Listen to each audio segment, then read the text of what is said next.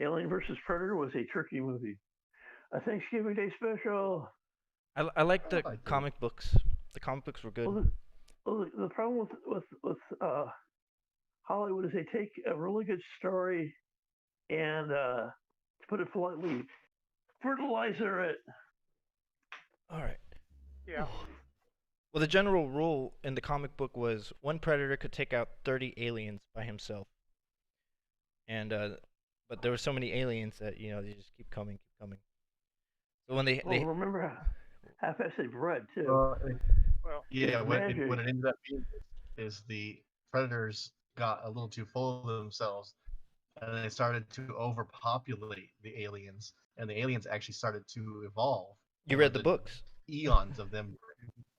I haven't read the books. I just know the story. Over the eons of them breeding them, they got more intelligent and more sentient, and they stopped being prey and they started being predator. Yeah, the books. I read three of the books. I don't know if there's more than that, but it Well, followed I wouldn't doubt it. it followed it followed the same character, Michiko, a girl who actually she ended up having to stay with the predators. But I didn't like the books because the author had a great idea, but he didn't know how to write. And an example was big wars were happening in one small paragraph, and there was like no description or details or anything. So I was like, really? Well, it's hard to try. Like it reminds me of the original Alien movie. The original Alien movie has them out on the outer rims of whatever they're doing out there as a science vessel. But what you don't realize is that behind all that is that they're out there because there's wars on planets all over the galaxy. They Yeah. touched on it in the first Alien movie, like just a tiny little bit to let you know that the universe is in strife, it's in peril. That's why this company, I forget what the company is called now, off the top of my head. I feel like an idiot. Uh. Well, don't It's worry why about they're it. getting away with shit. It's why they want to capture the alien. They want to turn it into a weapon, which is funny because it's already a weapon. It's Well, like yeah, but that's so they can control. They want to Yeah, they control want it. to control it. Yeah, they want to control it. okay. oh well. So now to the game. A lot happened last week, and I'm not sure the state of mind that your characters are in. I know I they're I know that the things you witnessed, you're not too sure about the party anymore. Darrendel's starting to go crazy, in combat. Ront pulled out his eye, and Yep. he claimed it was for a ritual to kind of like a man becoming a warrior. And Yeah. I think you said you need to stop doing that before you start running out of eyes or something like that. It was funny. Yeah. Like yeah. Yeah. And Eldith, she's seeing it. She's holding herself together, and you ran into the what's his name? Uh, Gas Gaspiro? No, gee, I can't think of his name right now. But he was the circle of builders, and he was talking about buildings from visions, and you guys got into detail about that, especially with Cinnabach talking about Right. the Yeah. buildings were actual locations. So you're traveling. Oh, Well, not just Gaspide. locations. They were locations in hell, specifically. There were actual locations, not something he just dreamed of. Yeah. So Correct. his name is Gaspide, and he went after showing you guys the drawings and then hearing what the demon had to say about it. He kind of wandered off into his own business, and he was just like turning back into his uh, thoughts of development for the community. And you're still traveling with Lumabub. He's the Circle of Hunters, and then the Master of Circle Hunters, and then you're also with being escorted by Sovereign Basidia. Let me write all this down. You had Slice the Doppler and Stool as well as Rumpadump stay with a safe circle. while you guys went out to go hunting, yeah, monster hunting. And Yeah.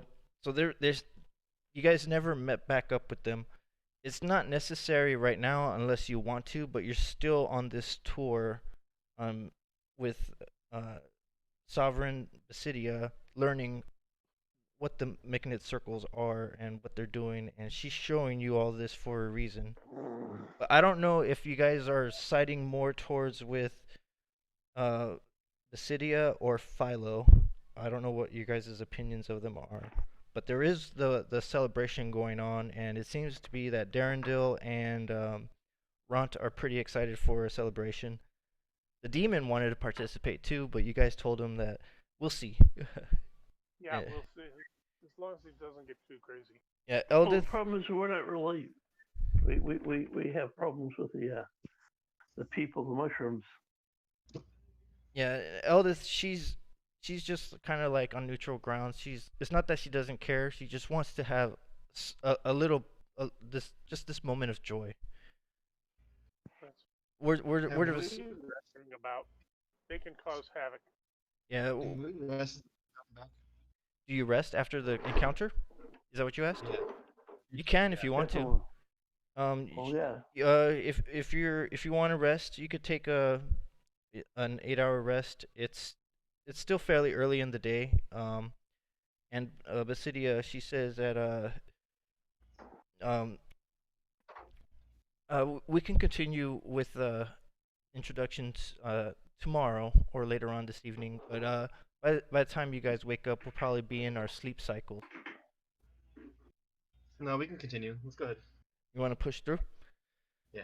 Okay. Well, we're not Oh, pushing sure. through. I was wondering if I could pick up some more vials. We slept a few hours ago. It's just Well, Yeah. yeah. It's just the That's combat. You had Yeah. a big combat. Well, you're not finding any vials. The closest that vials that you can see is going to be some sort of like flower with like a tulip shaped thing. They're like blue glowing flowers, and you can probably use it as a cup, but you're not going to be But able to not- seal anything inside of there. There's nothing in here that's actually manufactured like a glass vial. you could Like make a pickle Zerk. plant. You could make Zerkwood vials though. Well, Well, she'd that's have to drill them out and Yeah. Well, I mean, would the then lining again, be it's good? also wood. It's also wood. Well, they're really You can make bottles out of wood, They're actually not wood. mushroom. It would be like working with cork.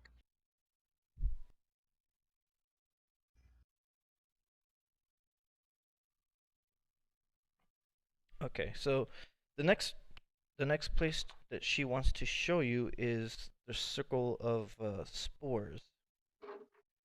And The mound of spores, you mean? no, the circle of spores. Group of Sporers. people, Circle of sporers. mushrooms. And Don't want any of your spores on me. to get there, you have to climb back down from this ridge because you're high up on the ridge. This is where the circle of builders are at. You're on the north side of the cave, so you have to travel back down the path going towards the Myconid forest and going near the rest area, but that you guys slept at before, that where I said it was the only dry spot for you to go to. So as you guys go back down that way, you're heading towards the southeast side of this cave, and it's pretty much almost like an alcove from where that rising cliff with the barrier. It's on the furthest corner below that. And as you're traveling over there, she's explaining that she's telling you guys uh,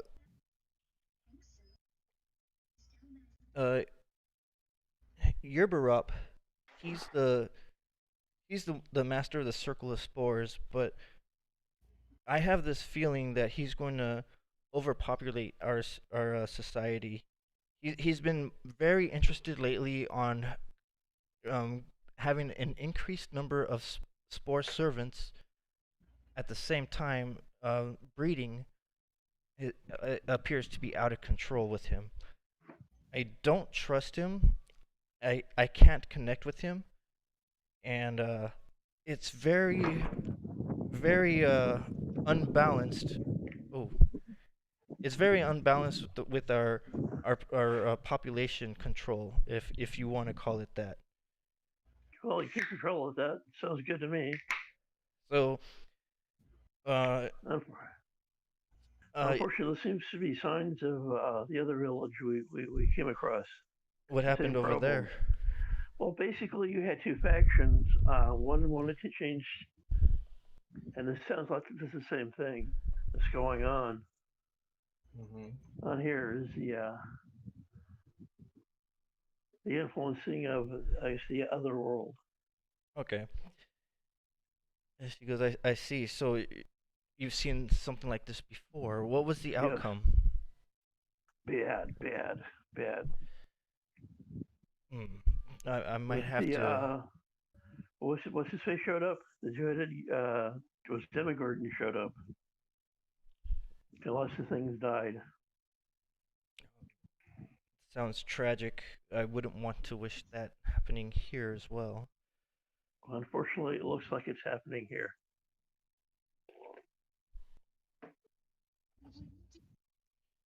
And as you guys start approaching the circle of uh, circle of sporers, you do see a large Myconid, not as big as Basidia, but he has a strange. This one has a strange kind of like stringy web-like mold growing over his We've seen that? shoulders.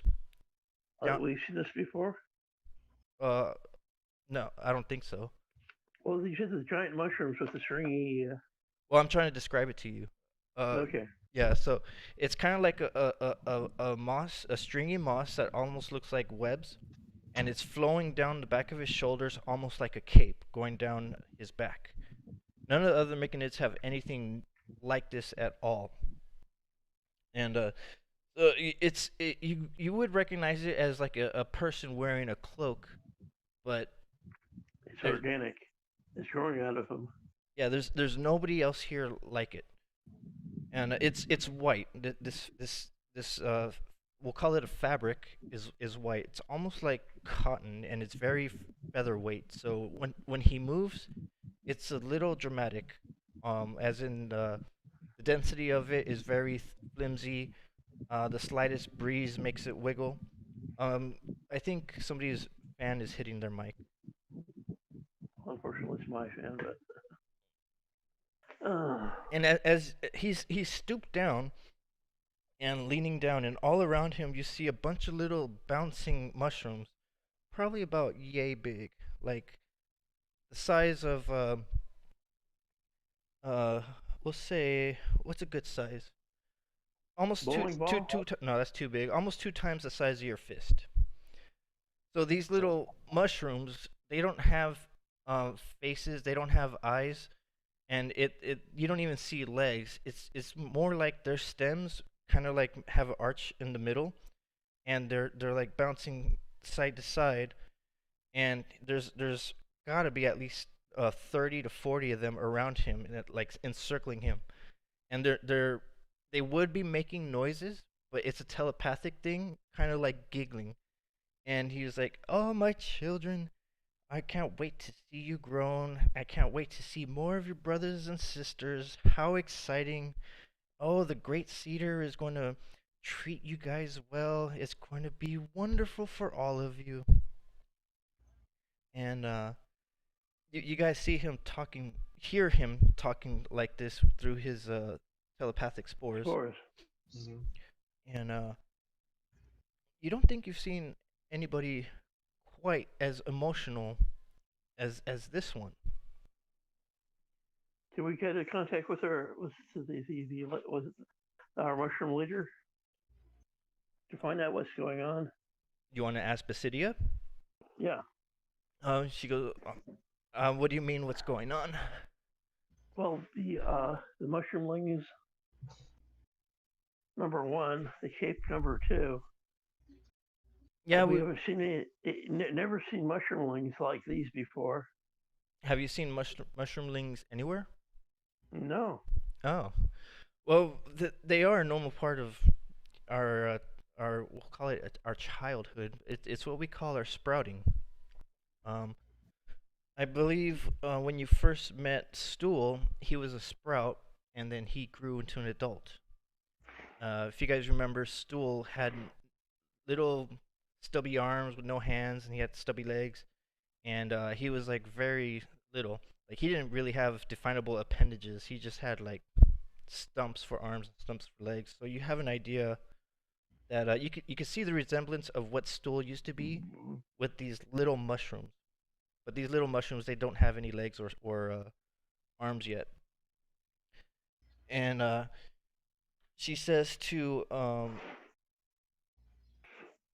she says to you guys, let me introduce you to Master Yerberop. Is that his name? How do I pronounce? Yberop. Wyber Yerberop. Yerberop. I'll say Yerberop. And as she starts approaching behind Yerberop, you notice that the little baby mushrooms, they were once all bouncy and happy, kind of like skitter forward past uh Yerber, Yerberop, almost as if they're afraid of Basidia. So backwards. And Basidia, as she is approaching, um, Yerberop noticed that there was some slight disturbance among the his children, and he turns around. He goes, "Oh, Sovereign Basidia, I did not realize that you were coming. How may I assist you with your visit?" And she says, we have guests here for the celebration. I was just introducing them to the Myconid circles at Sovereign Philo's request." And he goes, "Ah, Sovereign, the wonderful Sovereign Philo, always kind and always welcoming." And he addresses you guys. Are you enjoying your stay here at Neverlight Grove? Sure. I wouldn't call it enjoying, but we're definitely. Well, it's not miserable, so. It's not miserable. Oh well, I've been in worse places. and he does sling back his shoulders to let his cape untangle from like little branches sticking off of his back and stuff, so that he had to make it look more flowy, more elegant. And he says, well, I am sorry to hear that you aren't enjoying yourselves as much as we would like to see. Hopefully, we can change that with the celebration of and welcoming of the Great Cedar. Will you be staying long and hopefully see this wondrous event? It should be very soon. It's crossed our minds. Oh, good, good. We are always welcome to have more visitors come in reception of the Great Cedar herself. Uh, and one day, hopefully very soon, we are hoping to be able to grow our society to possibly twice as much, maybe even 3 times as much, so we could spread our culture amongst the world, both below and above. Do you guys really do well above ground? Well, we don't know yet. We've never been above ground. This is going to be a new exploration for us.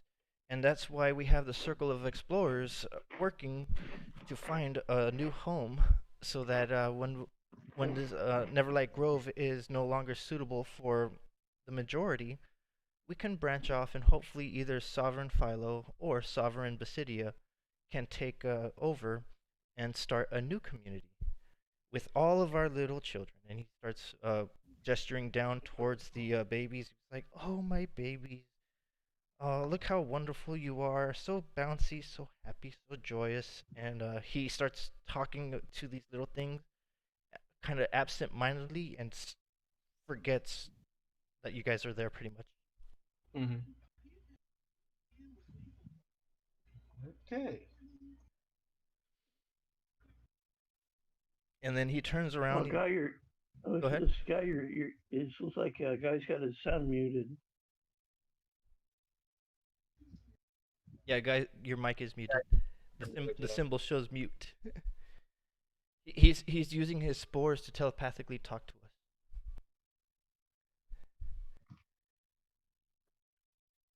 Oops, muted again. And again. Okay, how's that? Okay. Okay, I'm just wondering why Neverlake would become uninhabitable. Are you saying that out loud to everybody, or just thinking it? I'm mumbling that to myself. Okay. He's talking about I'm talking to myself. I'm wondering why. Okay, that's all. If anybody does a slight perception roll, they might hear me. I'm just mumbling to myself. Okay, you're mumbling to yourself, and let me see. I'll have 20. So Oh, that would probably hear it. Yeah, sovereign. The master of the spores, Yerbarop, he hears you and he turns around. He was like, "Oh, Sovereign Basidia, I did not see you. I didn't realize you were coming. Oh, you have guests, I see. Welcome to Neverlight Grove. How are you enjoying your stay?" Good, but I think we're gonna leave now. Oh, you don't want to miss the celebration. We have a celebration for the Great Cedar with all the joyous festivities. You just leave now. Something is. And then he starts turning around to show you his children, and then he starts talking to his children as you were saying, "Oh, we're going to leave now." He says, like, "But wait, let me show you my children. Oh, my babies, my wonderful babies, my beautiful spores." Something is wrong here. Get some screw looses. Sorry, my mind went to Doctor Who with the silence. Oh, go ahead. What are you thinking? Talking about Doctor Who. Sorry, yeah. There was a creature on there called the Silence, and it's just one of those things that you. Group of. Right. Yeah, the silence. As soon as you stopped looking at them, you forgot they were there. Oh. Yes. I've never seen Doctor Who, so the only thing I seen was like the Weeping Angels or something like that. A friend of mine showed me one. Weeping Angels are creepy. The Silence is probably the second. Creepy. Oh. They're all pretty creepy. Yeah. Well, the Silence is all pretty creepy. Yeah. Silence and the Weeping Angels, I think, are the two of the creepiest. Well, also, if you remember, was it where Rose saved her father? Those things. Oh, when she did those little things in time. Warp, and they were eating stuff. No big eating deal. People. Yeah, that's only if you create a rift in time. Yeah. Or a loop in time. Because Doctor Who never does that, right? All right. Every other day. Oh well, let's go back to the game. So you do notice also that further up ahead, past the spores, it's probably about 25 feet away. You can see that there is a rampway, level from your ground. This is like the bottom floor of the cave where you guys are at. This ramp kind of like goes up the side, and you see that there are two creatures that resemble cockroaches or maybe even mantis warriors. They're kind of they're pretty large. They're just above human size, and these are like two sentinel guards guarding this ramp, and behind them is the way to the Garden of Welcome, and you could tell that this is the way that leads there because the beginning of that fort, the fortification, the Zirkwood beams are starting right there and going higher and higher and rising towards as high as the cliff face. So it is a pretty steep ramp, but these two things, they do look like they're standing guard right there. They're kind of I guess watchers, protectors of the garden, but these are not Myconids, not by any means. Let me see if I can show you a picture. You want to see a picture? We love pictures. Oh yeah. Now ask Sovereign Presidia is if I didn't catch it. Oh, what's his name? Yerberop? Yuberop. If that was his normal nature, is to forget somebody was there as soon as he turns around. I think he's so interested in his folly with his spores and sprouts that he just forgets everything else around him. And that's another concern because this has just taken over his concentration. Mm-hmm.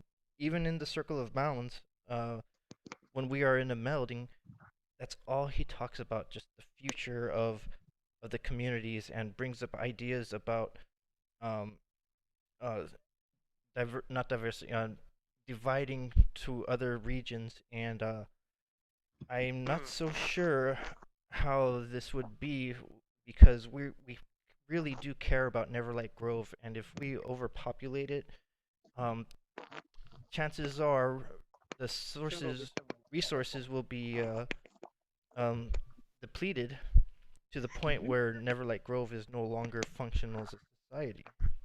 You said you were part of a separate grove and you came here. Is that not something that your species does on a regular basis? You're not spread out and repopulate new areas? No. What happened with the other grove was we were overrun by monsters, and the cave that we inhabited was no longer safe for the colony. So But my question is how did your people get to that cave in the first place? we were raised there. I don't know the origin of how we got there, but it's no longer safe for us to be there. So when we traveled, we were attracted to the we were attracted to the nourishment that this grove has to offer, and Right. that's why we are here. That's how we came to be here. I'm just questioning the whole concept of how your species populates the world. I'm sorry. I was pretty much talking in the same manner as Yerberop with Basidia. Yeah. Basidia is more stern. I was doing kind of like a flowy, elevated voice, I guess. I don't know. I understand who I was talking to. Okay, yeah, she's very serious. Okay, here we go. This is they're lobsters. I'm sorry. They look like lobsters. Yeah. Yeah, a little bit giant crawdads. Yeah, two of these. They're how big are they? Lobsters. Yeah, they are large creatures. Oh, they are large. I will ask her what they are. What are these things? She says, that's the doings of the Circle of Spores, and they definitely won't let me approach them. Every time I get near, they start clacking their mandibles and their claws, and I don't feel safe going over there. And it's not just me either. It's many of the other Myconids that do not share the same vision as Sovereign Philo. And Lubamob, he says that actually nobody is allowed inside of there except for Sovereign Philo, a master. Your what's his name? There's so many weird names. Yeah. Yeah, they're much. Yeah. Yes, bud. All I ever see go inside of there is just Sovereign Philo and Yisterbrod. Correct. And Master Yisterbrod. And nobody else is allowed to even peek inside of there except for spore servants. And no one's seen Yisterbrod in several days. Correct. About a week. About a week. And but there's up above, and she points up to the ridge above the southern side of the cave, and she says, "Up there is the Circle of Explorers. I would like for you to go up there so we can speak with the master of the Circle of Explorers." Okay. And I forget. Have I asked her whether or not she knows what the Grand Cedar is or whatever it's called? yeah, you asked her. She says she doesn't know. She's not familiar with what the Grand Cedar is. Okay. If I'm breathing too hard in the mic, I don't mean to. Oh, my back is starting to hurt. Maybe somebody's found religion and it's their new god. Yeah. Well, wouldn't be the first time. All right, so you're going back. I'm breathing into my cardigan. You're going back along the ridge of the outline of this cave, and you have to go all the way near the far side of the Myconid forest because this ramp that you're going up. No, scratch that. Scratch that. Uh, the ramp going towards the Garden of Welcome. There is another trail off to the right of it, and that's going to lead you up to the Circle of Explorers. So there's the ramp going towards the Garden of Welcome, and then a trail veering towards the right and going up. And as you guys head up there, these terraces are quiet and calm. The only sounds here are soft, ploopy splashes of water drops from stalagmites above onto the caps of oversized mushrooms sprouting from mushy earth. So it's very hydrated right here. The ground is soft, and as she starts walking up this steep incline of a hill, oh, my back's hurting. She starts telling you that Rasharu is originally from her other colony, that they came over here with his guidance, and he's I'm not going to say word friend, but he's a worthy companion that believes in the preservation of Neverlight Grove and in our society. Rasharu. Rasharu. Rasharu. Rasharoo.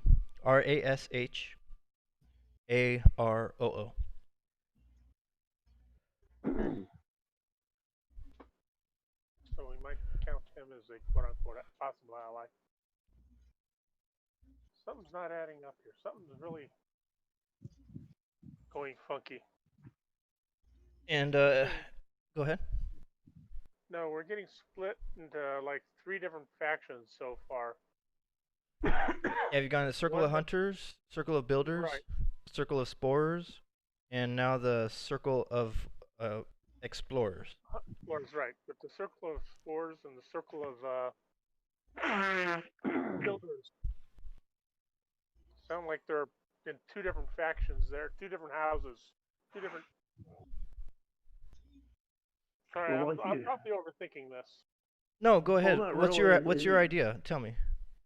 No, as I said, something I think influencing this, or more than one person is somehow influencing this. And the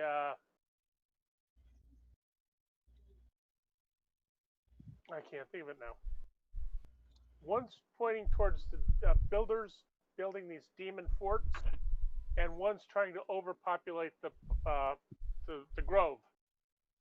What if? I feel like those two things are connected, not separate. What if? What if this like Great Divide is for something along the lines of like the buildings are for the new population? There he goes. Just as Chris said, yeah, they could be both the same. And 2 ends trying to meet in the middle. Or what if Sovereign Basidia is looking to stay here and doom this entire colony? Yeah. Without any outside help or not exploration, but no other resources other than what's inside of Neverlight Grove. Right. So this is not our society, not our overall problem at the moment. Yes, but unfortunately, we can't go handle all the world's ills. Well, the problem is it's reminding me of the fish people. Exactly like the fish people. Well, yeah, but you've got 2 different groups. You got right. Well, they were trying to kill each other. But I mean, if you run up, if you use all the If you use all the resources, you're going to wind up with the same problem. All right. Okay. You know, if you have no resources, let's go. One way or another, it's the same problem. Or explorers. Okay. Let's go meet the circle explorers. Yeah, as we're walking, I want to take the party a little bit, just take a few steps back and kind of converse with them, and away from Sovereign Basidia. Yeah, just a little bit. I don't want it to be too obvious. Okay, no, it's fine. They could lead the way. Sovereign Basidia and Lubamob are leading the way, and you want them like a 5 to 10 foot dispersion from you guys or something. Yeah, something like that. I just want to ask, what do you guys think? Who do you think? Is Basidia the problem, or what was the other guy's name? Sovereign Philo. Or is Philo the problem here? I say Philo. I would have to agree. Meanwhile, he's got the secret. Was that guy? But I'm leaning towards Philo. Because, like I said, you don't need an outside influence if you exhaust your supplies. I think we still need to. We'll gather a little bit more information, but I think we're going to find out everything we need to find out once we go into the Garden of Welcome. I think our answer is going to be. Well, the problem is I'm not really crazy about going into the Garden of Welcome. I'm not either, but this is what I was tasked to do. The demons and the devils are invading, and I must bring balance. Well, unfortunately, I think that's... Well, basically, before we go in, I'd like to make sure we're prepared. Oh, we're not going in anytime in the next, few minutes or anything. I understand that. I'm just saying I think we will probably wind up in the combat there. In the event of your guys' suspicion coming true, you guys remember what Basidia gave you last time we played? No. She gave you a scroll of protection from fiends? Yeah. That's right. Okay. So you could bring that up to him also, and you could say, hey, if you don't want to go in there, you can just stay outside with Stool and the rest of them. Right. That too. No, I'm not I'm not saying that. Well, like I said, I'm not sure if it'd be safer inside or outside. Does anyone else be bad in the group say anything, Dan, to any of the NPCs? Ront and Darendil and Eldith. Yeah. No. Well, Ront is still excited for the ceremony. His outlook on it is normally when most societies do try to expand or flourish, they do have to conquer another village in order to gain territory. So he's excited for the combat. But I do see that like everything in here is very strange and new to me. You have this guy that was talking to us and addressing his spore children, and then completely oblivious to our presence, and then quickly just lost focus of us. But then Darendil, he says, I'm not really too fond about the builders themselves. Yeah. I mean, me being cursed to be what I am right now, I can understand the fear of change from the society because I am not my elf self. Elf self. Right. He's cursed as a. He says he's an elf cursed as a Quaggoth. Quaggoth. Yeah. So he says I can understand the fear of change, whereas in right now, I have no choice. They still have a choice. Mm-hmm. And then Eldith, she says, I don't know what this culture is like. I'm still learning of it. I don't know if they should stay here or if they should leave. But if they do leave, who would go and who would stay? And you still need to figure out what's the better half that should go if they go, and should the better half stay? Right.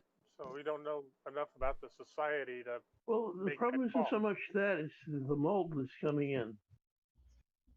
Yeah, the mold is Right. coming in. That too. That's So, like I said, it's not a question of who should go and who should stay. Unless they can deal with the mold, they're going to have to go. that's another item. So what are you proposing? We kill all of them? No, Force mold. them to leave? We force everyone Well, to leave? no. That's nice. Well, no, I'm just saying if they want to stay, they can stay. I'm just saying the mold is coming. And it's going to make it uninhabitable. It's like saying, you know, like you're standing on a burning bridge. Do you go or do you stay? Well, I'm not going to stay here. You can stay on the burning bridge if you want to, but we're leaving. Bye bye. Love you. I mean, And that really comes down to the question of if the bridge is burning on both sides. Do you try to Well, I save the don't bridge? No. You're in the Yeah, middle of the bridge. It's burning from both ends. What do? You jump off into the river. There you go. Jump into the river. All right. with the alligators. But we still don't know what's going on. Okay, and so you guys get up to the top of the ridge. You pass the incline, and she calls it the ankle breaker. She calls this incline the ankle breaker, and it's so steep that you can understand why it's called the ankle breaker. Yeah. But the circle of explorers, it seems like they chose this area because they want to be able to keep their people accustomed to different types of terrain. So not just easy terrain for them to go up and down, but also a way to keep their not to keep them in shape, but keep them familiar with strange grounds and how to have their bodies lean as they're going up or down steep inclines and rocky edges. And on the top, it is very soft and mushy, but you do see that in the same direction flow of this incline, there is a mound, and more towards the left, it looks like you can possibly go higher, and it gets almost to what may be near the top of what is looks like the kind of like an overlook into the Garden of Welcome. You can't really tell from this angle right now, but it looks like it is actually rising higher than the cliff that the Garden of Welcome is on. And so, when you guys finally approach the circle or the mound of explorers, immediately Rashiru starts making his way up to her, and you see that there are there are Myconids that are they are talking amongst each other, and they start splitting off into what appears to be teams. And as they start making teams of like 3, sometimes even 2, they're like small teams forming. And Rashiru walks up to Basidia, and he says to them, we're ready to see where these new paths lead, and hopefully we do find a place that leads to either a new cavern that we could probably leave for safety, or somehow get rid of the infected Myconids. He says infected too. You hear him say that. Uh-huh. Well, not just that, but also the bulb coming in. Well, if he says infected Myconids, I look around. It's like, which ones are infected? And as he starts walking towards the edge of the cliff, and he starts showing pointing branches down, and he says, a circle of spores, I believe that they are infected. And I say infected because we can't meld with them, and we don't see any other Myconids act as they do. And Basidia walks on. She walks up to the edge also, but kind of like Rashiru is on one side of you guys, and then Basidia is on the other side of you guys with Lubamob next to Basidia. So Rashiru, he says, seeing that both Lubamob and Basidia have escorted you here. Um, I feel that it is only fair to say that um, we need to make a plan to figure out how to get out of here safely and without causing a revolt from the Philo supporters. Can I ask you some questions? And he turns to you and he says, "Feel free to ask. What do you wish to How know?" long, how long have you been with this grove? Just a few months. I arrived here with Sovereign Basidia, Hmm. and as much as I don't want to leave, I feel like it's Poor guy. it's best that guy leaves and rage quits immediately. I will wait for him to come back. Yeah. Let me see if I need maybe I'll need to. Can you invite him Yeah. back? Oh, there he is. Oh, okay. Yeah, this is the second time back though. See if he stays.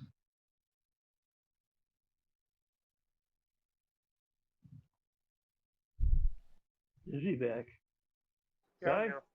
Okay. Okay. Yeah, my phone's been acting funny and just keeps getting disconnected for Okay. some reason. All right. So Chris's question or Ms. Lindra's question was, how long has he been here at the Grove?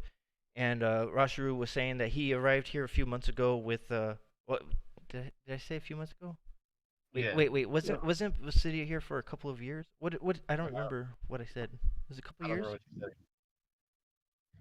I think it But was. he came back to the city again, regardless of how long it's been. Yeah.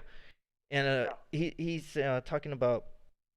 He says, I don't know if we should find a way of I don't know how to find a way of having the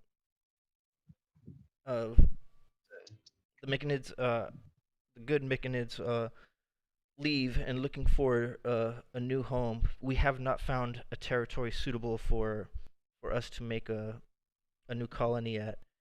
But at the Here's same a time, we don't want to cause a revolt from Philo supporters. right. How were these guys like this when you got here? No. They were much more like you guys were, and then became like this. Okay, now I remember the timeline. They were here for about 2 years, but the awareness of the Great Cedar has only been about a couple of months. That's what it was. Oh, okay. And these guys were a bit more like you guys when you first showed. What's like us? Um, for lack of a better term, Moody, less enthusiastic. moody, depressing. Yeah.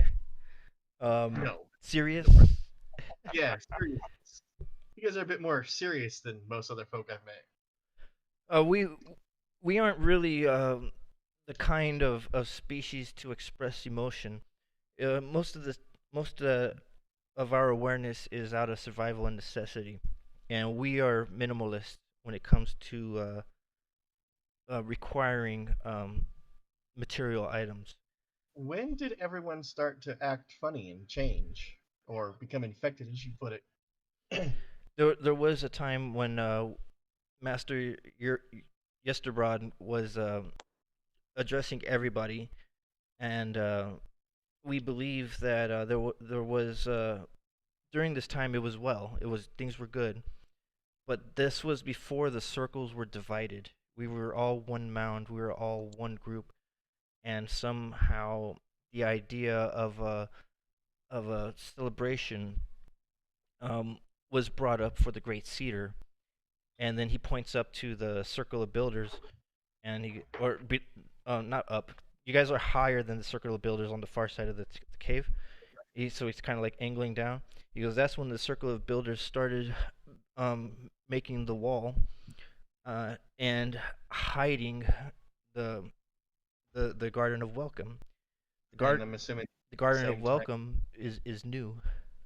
I'm assuming that's the same time that Master Yurgurmov or whatever his name was disappeared. Apologies for not remembering your guys' names, but they're tough. He didn't disappear. He just stopped coming to the mound of the Circle of Masters. No one's seen him in weeks. How do you know he's still here, or even alive? That is a good question. 'Cause we always hear about him from Sovereign Philo, and he's always Well, that's the requesting. problem right there. He's always requesting for spores, spore servants, for the preparation of the Garden of Welcome. This is probably gonna sound like a question. Did Master, what was the name again? I'm sorry, the other Sovereign Philo. Sorry. Sovereign Philo always have multiple, I guess, head stocks. Yes. Apologies. I'm not trying to insult you. No. That's his stocks. Those are different. We've never seen mechanids with a sprouted head like his before. Not even Master Yesterrod. I look around at everyone at the party with a glancing or glaring eye of acknowledgement, hoping that everyone gets what I'm saying without saying it. Well, that would be yes. Cutting off the stalks to make only one? No. Oh. I'm not trying to make it stupid. Alright. Though I probably could. And Zektamoy, she... Not Zektamoy. What the fuck did I just say? Yeah. A good name, though. Basidia. Sovereign Basidia. She says to, Rasharu, Sovereign Philo has invited these adventurers to join him with a tour of the Garden of Welcome. And when they go in, they have agreed to let us know what they discover.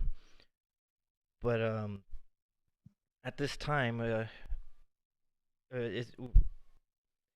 not so sure how to approach the situation without Sovereign Philo knowing that they are going inside for us. And Rasharu asks you guys, as guests of Sovereign Philo, I think that you should be safe. Would you be willing to travel with him inside of the Garden of Welcome and then reporting back your discoveries to us? It was definitely part of the plans we were planning on, I think. And I figured, since he invited us, I figured we can't really... It won't look suspicious if we go with him. Okay. As long as no one opens their mouths, or whatever it is you guys use to talk. Sorry. Alright. Well, he lets you know, every time we go near the edge of this terrace, trying to peer over into the Garden of Welcome, his servants begin to start clacking. You know the two that I'm referring to at the yes. At the front gate. If there was a way for you to like look and peer over from that ridge without being seen, our presence is felt amongst each other at all times. So I don't want to bring attraction on trying to peek over the ledge into there and causing a problem with Sovereign Philo. But if if you have a means, being a spider, you may be able to just take a peek from the top and inside, the top and over. Can anyone cast invisibility? James? No. Unfortunately, that's not on my list of things to get. What about pass without trace? I have non-detection. I already have non-detection. Well, that's as best I can do. I can do non-detection. Okay. No, I've got.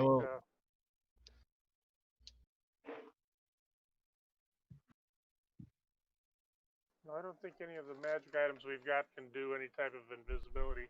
Yeah, I don't think so either. Well, unfortunately, at 11th level I can, but we're not there yet. Not 11th level yet. Okay. Yeah, I'll have to. I'm gonna go over towards the edge and trying to stealth my way in. Okay. So You're going to get Well, a. say before you do that, should I do non-detection on him? Up to you. That? Well, before you do, I'll cast non-detection. And that does what? Well, basically, Gives me a +5 or plus whatever to stealth, or nobody can see me, or. Well, basically, I think they require magic. They have to use magic. I think not. I might be wrong. Non-detection means you can't be scryed. You detect location, things like that. You cannot be magically viewed. You cannot be magically detected. Yeah. So I mean, if you want to do that, go ahead. It's your spell slot. But do you have that spell prepared? You would want that, wouldn't you? No, actually, one of my specials. No. It's a racial. Is it just myself? Is it a racial ability? It's it's one of the feats I took instead of increase. Let me see. Racial feats. Is it in Player's Handbook? Is it in Xanther's Guide? It was the racial. Let me see. We'll have to. What is it called? The slivered up whatever feat. Basically, it's the deep gnome feat. Probably Xanther's Guide. Oh, I don't need it. I don't need it. What was it called again? Silver Feet? No.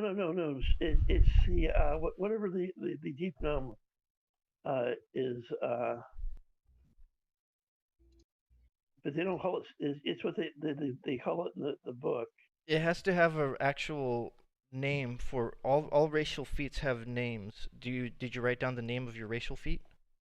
Is it a racial feat or is yes. Is it a racial? Okay, here it is. Is it Fade Away?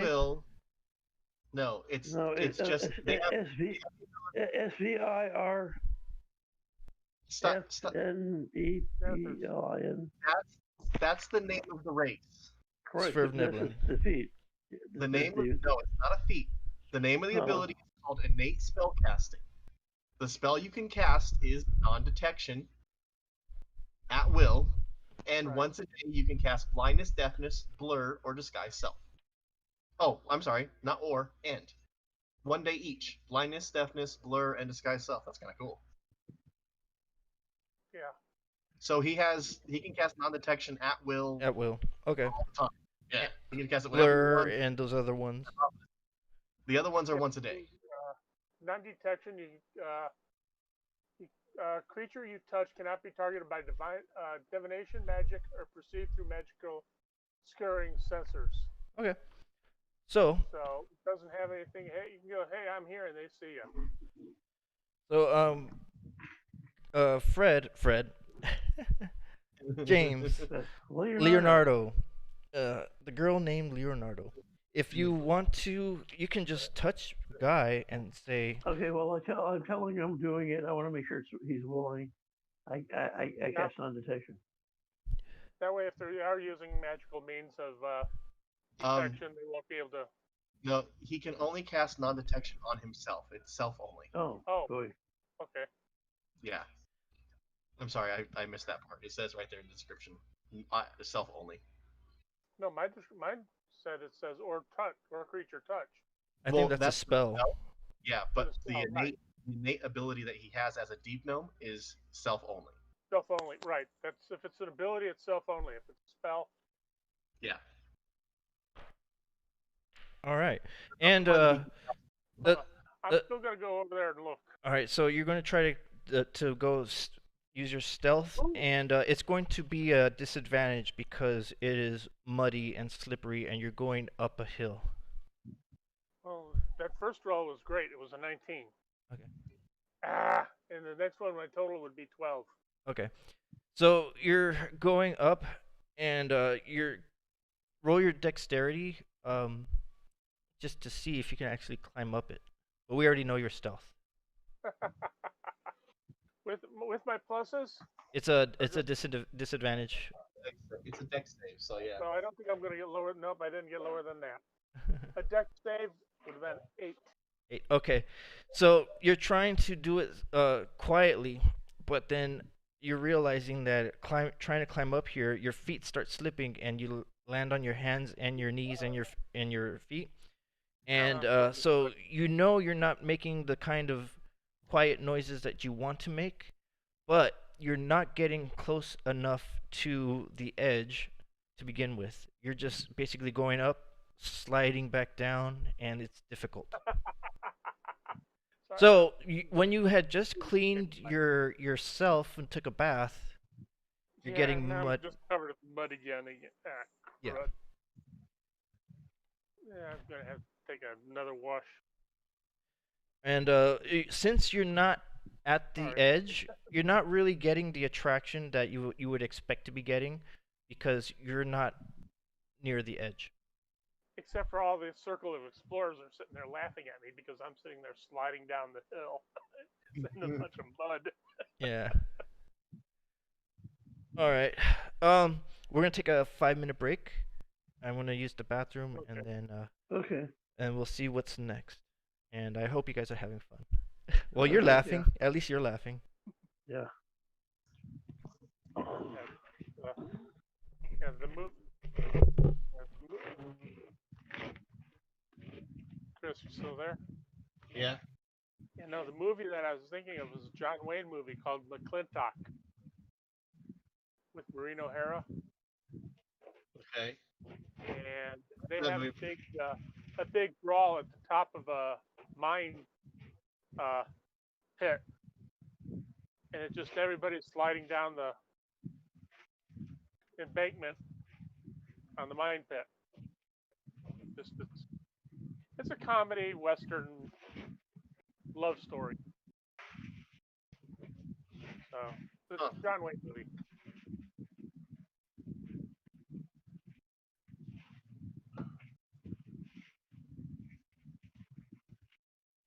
Yeah, the guy. John Wayne shoots somebody with a target pistol. Or not a target pistol, Darter's pistol. Only holds blank. Right. Only holds blanks, yeah. So you shot him. You shot me. You shot me. Yeah. No, that's yeah. I rolled a 19 plus 7 for stealth would have been at 27, 26 at first roll. So you said disadvantage. I go ah. It's okay. It's probably better that we didn't. Yeah. If we did get spotted, then we might get it. Would have been interesting to see what's down there, though. I wonder what's in there. Well, I think that's gonna be our next step. I think the next thing we should do is probably go and get a rest in, and go ahead and accept Philo's invitation tomorrow, and go in there and see. Right. I'm just wondering. Something's dividing up this camp. Something similar to what happened there in Slubadub, but not as violent. No, I think it's pretty much the same thing that was happening with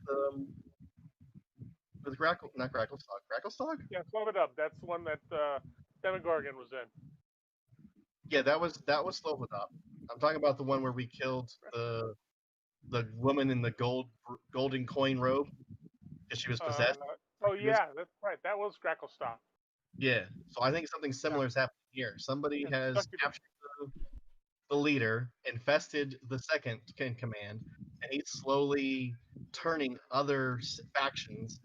And the only factions that aren't going along are the ones that weren't originally here, because they're technically different. They're not connecting. Yeah. And they're whatever their grand connection thing is that they have. So I think it's the same type of, like, it's a combination of what was happening in Gracklestog and what was happening in Slobodop. 2 different factions being divided by an evil force. Yeah. Well, I'm counting 2, possibly 3. Because there's the well, you said the overpopulation and the builders. The builders and the spore circles, I think, are connected. Yeah. But I then think again, yeah. But then again, you have this red stuff coming in, well, either being pushed in or sucked in. I'm hoping that we took care of that with the killing of the infected Yeah. What was it called? Right. Whatever that Tremors MacBook creator. No. The thing that we fought at the other Shambling thing, Mountain? the Shambling Mountain. Yeah, thank you. I don't know. Shambling Mountains usually don't attract or. Yeah, it could have been. It could have been infected by the thing rather than causing it. Yeah. But but I think worst comes to worst, whatever's causing all this problem is probably inside the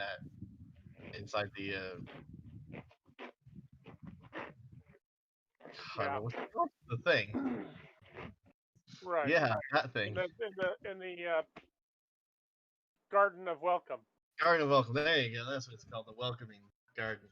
I'll be right back. I gotta take a quick break. Okay. Sounds good. Well, that's what I had to do. I've been pouring water and I had to pour some more out. So how you doing, guy? Used beer department.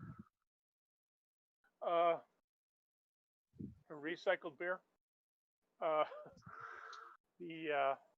too bad. So unfortunately, the Garden of Welcome, it doesn't sound as welcoming as I think. Something's happening in there. Definitely, and that's why they don't want anybody to see. Yeah. And if you remember the village that was being taken over by Demogorgon, I think that's what's happening here. Might not be Demogorgon, but it's definitely something like him. Could it be another demon?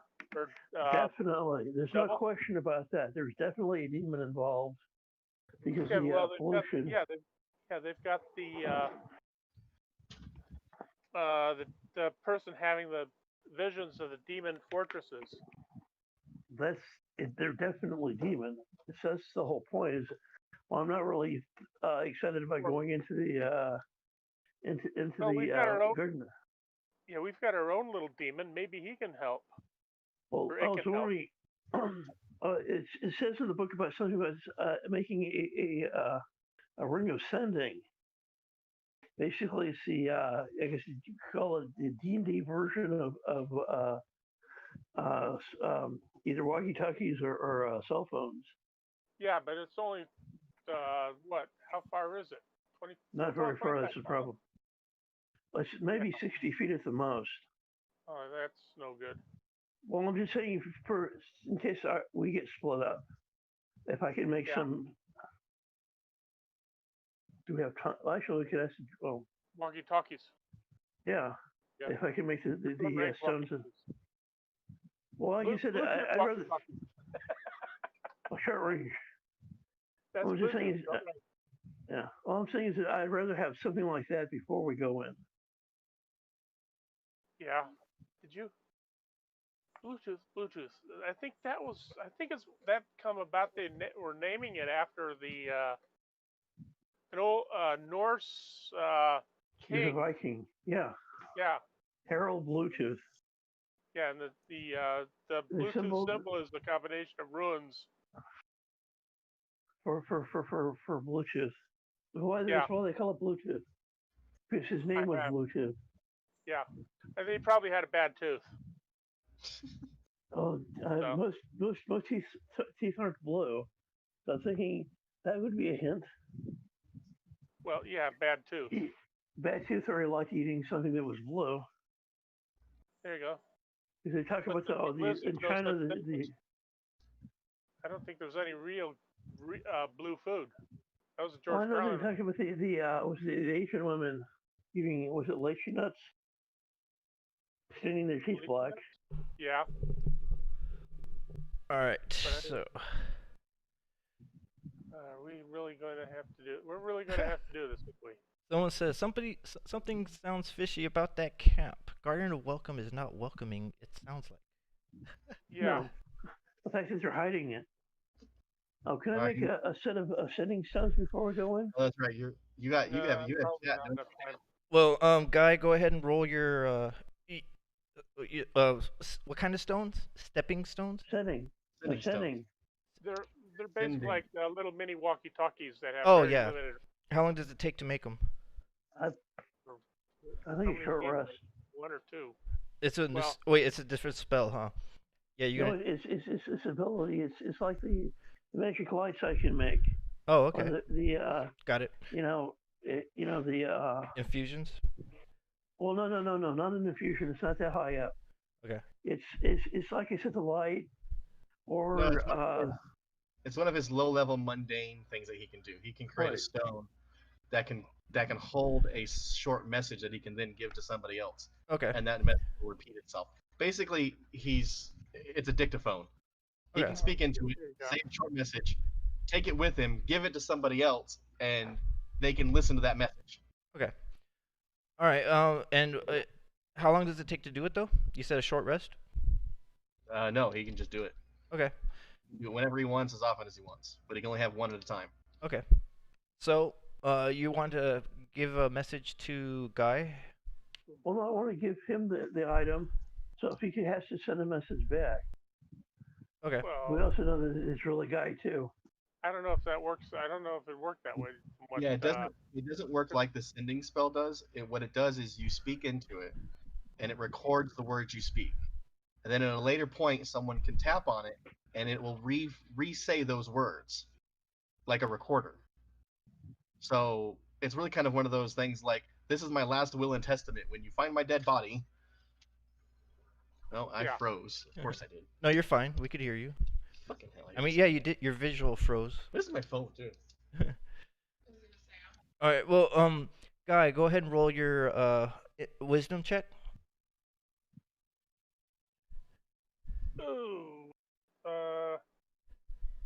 That's Grando plus 2 on that. That's a total of 11.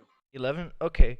You're figuring that now that you know how slippery and slidey this thing is, the surface, you may be able to take a more subtle approach of going up it, more cautious than what you did before, and going up again.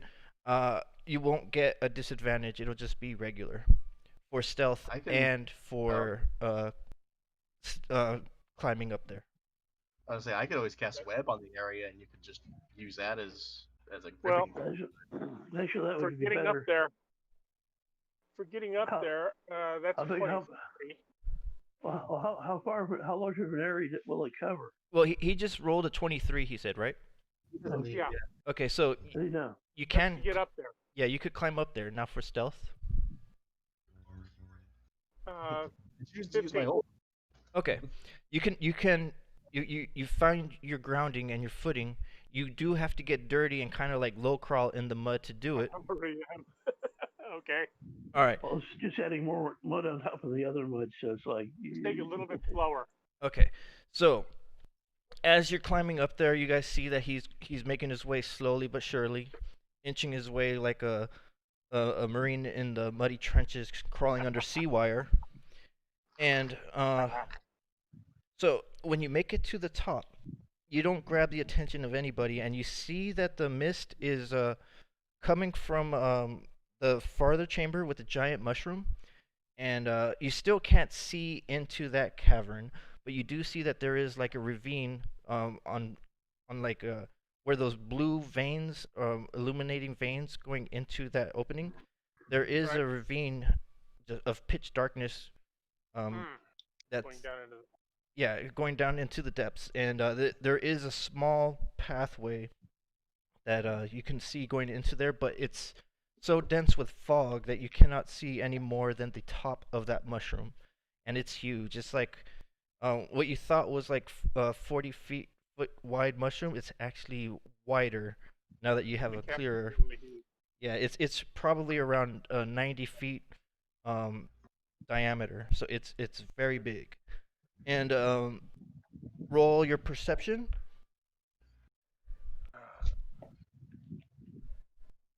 Plus 4. Now I'm doing great. That's a 17. Okay, good.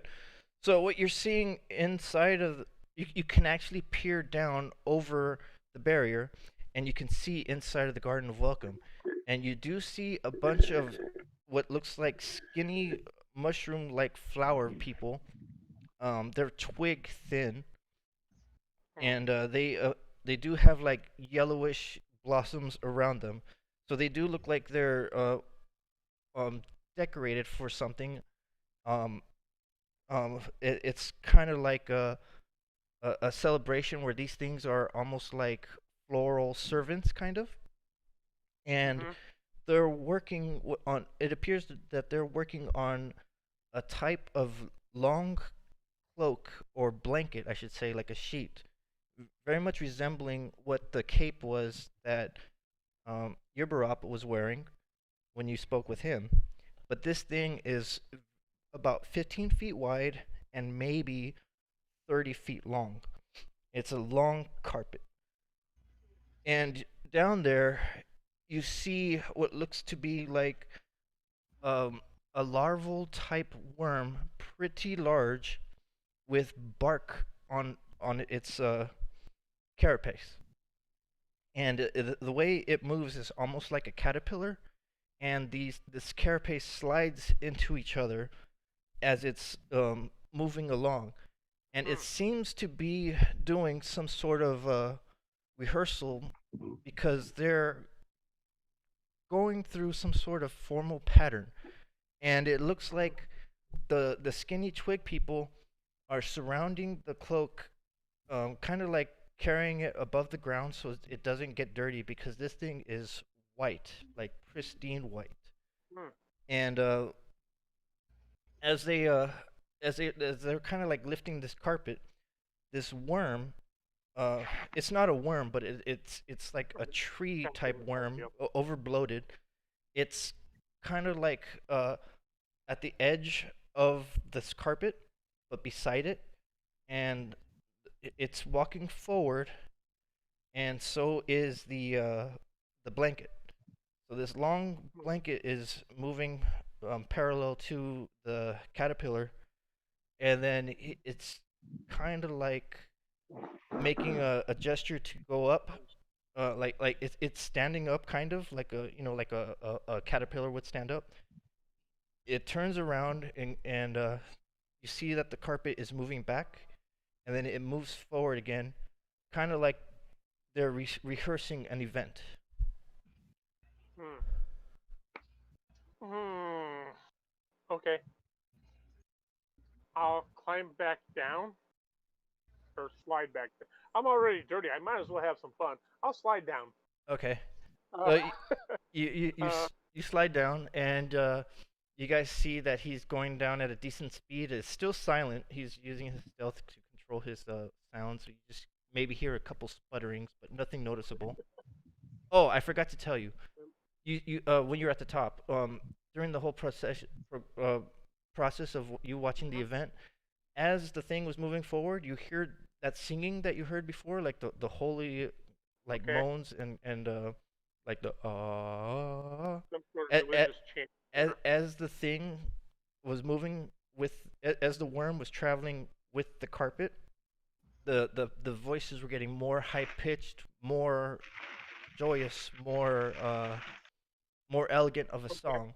And then when it got farther, the humming gets to the low sounding, like and then as they start to process again, Okay. it gets louder as it's going closer towards Sounds, it appears to me that they might be trying to be rehearsing a wedding of some sort. That's just okay because A you got. ceremony. I'm thinking like a bridal game with the carpet next to the worm coming up the aisle. Some weird type of marriage type ceremony. The wedding. Is that what you're telling them? That's what, yeah. That's well. I tell them what's happening, and I'm mentioning that it looks to me like some sort of weird marriage type ceremony. My eyes go wide with panic, and I look at everybody. The wedding? That's what it looked like. We need to go there now, people. No time to waste. And I start moving. Okay. Okay. All right. So you're as we are moving, I start to explain to them, this is the wedding that I was told to stop by Loth. As This you're going, grub. as you're going, your haste, you kind of leave Lubamob, Sovereign Basidia, and Rashiru behind with the sense of urgency that you're getting from this. They like you said you're moving, right? So yeah, I mean, they're left behind. Do you guys follow in pursuit? Yes. Eldith and Ront and Darendil, they're following in pursuit too. Now go ahead, say what you were saying. I was gonna say, I know I'm in a panic, and I know that I'm rushing. Do the other Myconids ever catch up? Do they start following in my lead? Are they keep following behind? Are they? No, they're lost. As to what you were getting at, Okay, they actually you went off in such a haste that they don't understand what you were trying to say. And they okay. don't. Do I need to make a roll to see? Do you want me to roll to see if I stop and recollect myself? Well, you notice this.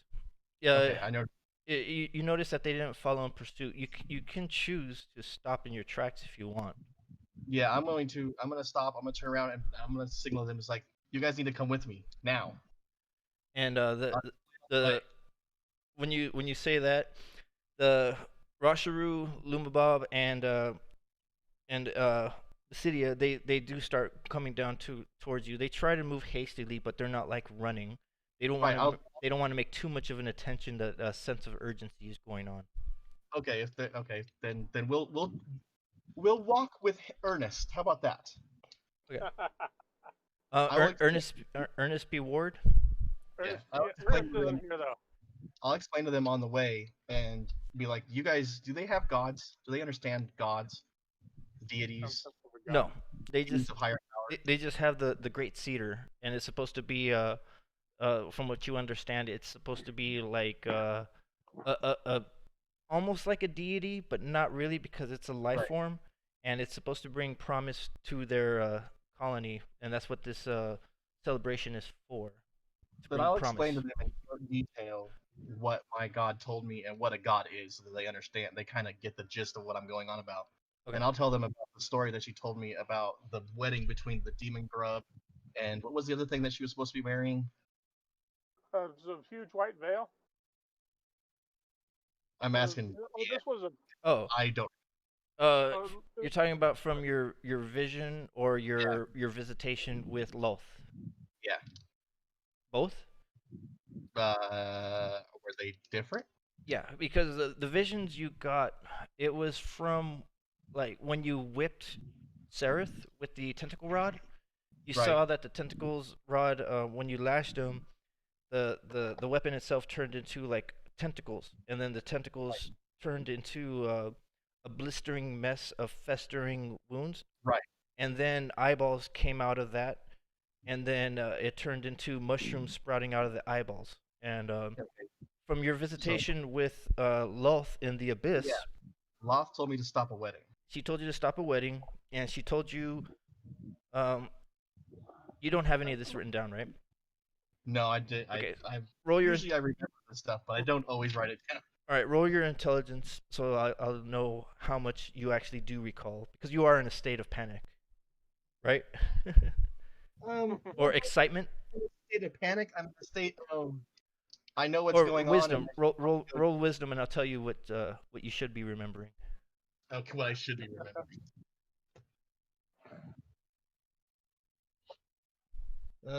Wisdom. Actually, that's actually 17.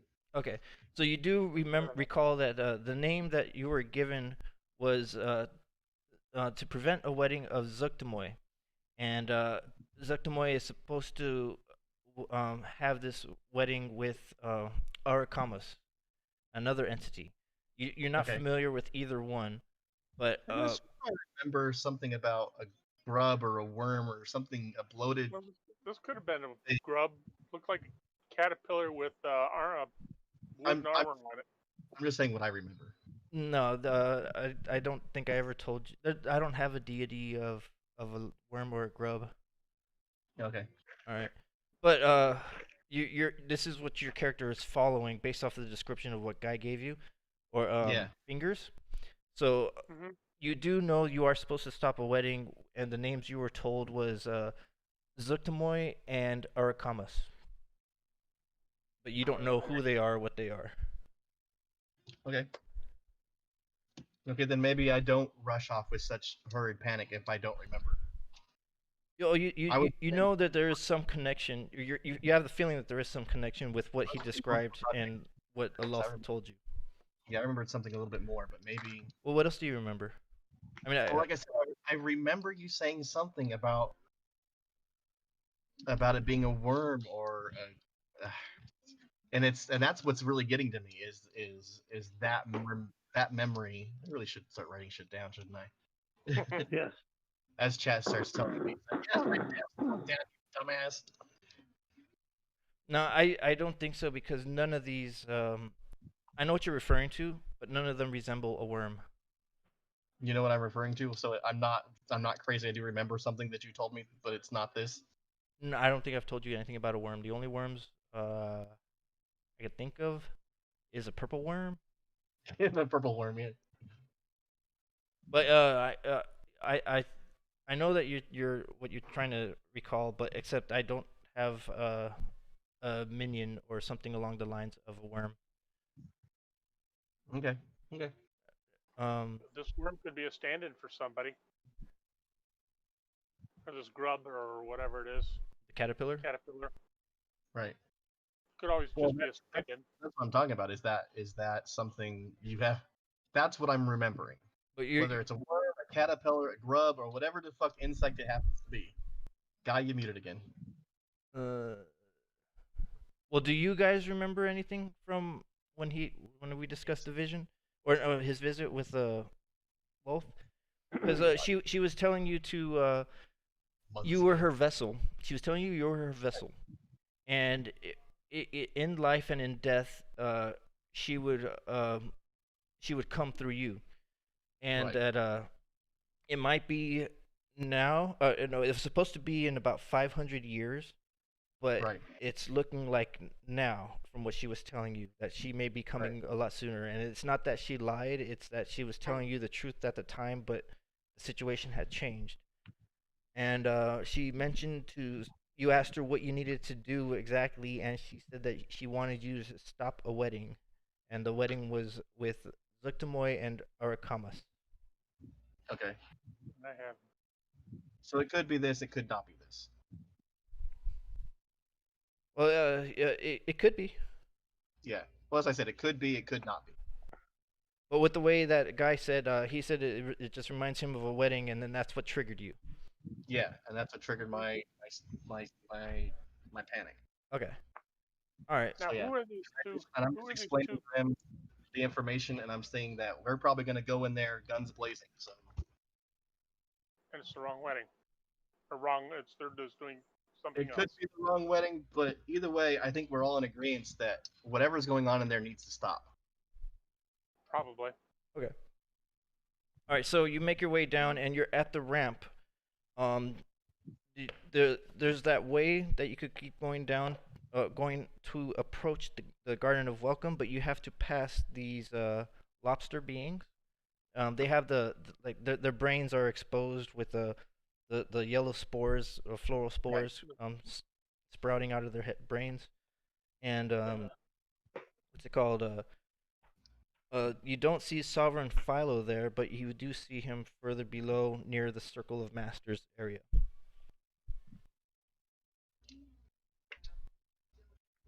Do you want to just storm through to try to get? No, I think now that I've calmed down a little bit in my original panic, I think my senses are coming back to me. I think we should go ahead and go with the plan originally, is to go ahead and meet up with Philo and go ahead and go into this thing. But it means that we are skipping our rest. Do you guys want to do that? Skip your rest? Well, I'm back to my full health. I don't care. No, I've still got some damage on me, but that's not much. Yeah, and Darendil has some damage, not a whole lot. And then Ront is still recovering from his eye wound. Yeah, we all came out of that last encounter with pretty good health, but I know that we were all a little low on spells. All right, so you want to approach Sovereign Philo and let him know that you're ready to for him to show you the Garden of Welcome? You want to be convincing and cunning, or do you want to be like, we need to see this now? As long as everyone is okay with my decision. If they feel that we should rest, then I will bow to the majority. That's the word. Well, the only thing is I'd like to basically recover spell slots, and I think it was down to 6. So you're saying you want to rest? To recover spell slots, you have to rest. A short. Good. I'm not. I'm only down 1 spell. No. Okay. You want to take a short rest? The only one I can cast is sleep. So. Well, short rest is only an hour, so I guess we could probably do that. I don't know if he'll get his spells in a short rest. No. He can recover some cantrips, I think, or not cantrips. First level spells in a short rest. And he gets to roll hit dice on the short rest for healing? Yes, he can. Yeah. Okay. I think he can recover like 1 first level spell on a short rest. Well, considering that's all I've used, so. Okay, so when you guys go down, you do see Sovereign Philo. I don't know if you want to get him right away, or do you want to talk to the rest of the party?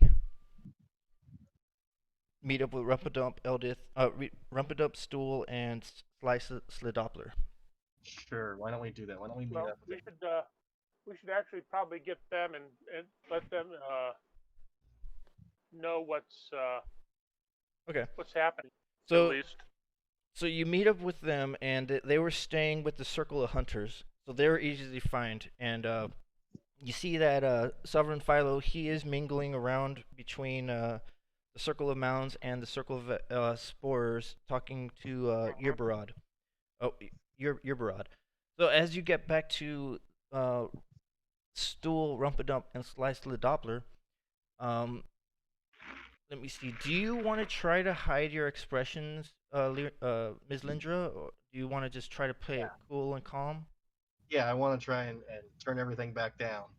Okay, so they meet up. Your whole group is together, including Sovereign, Basidia, Lubamab, and Rasharu. You're all together.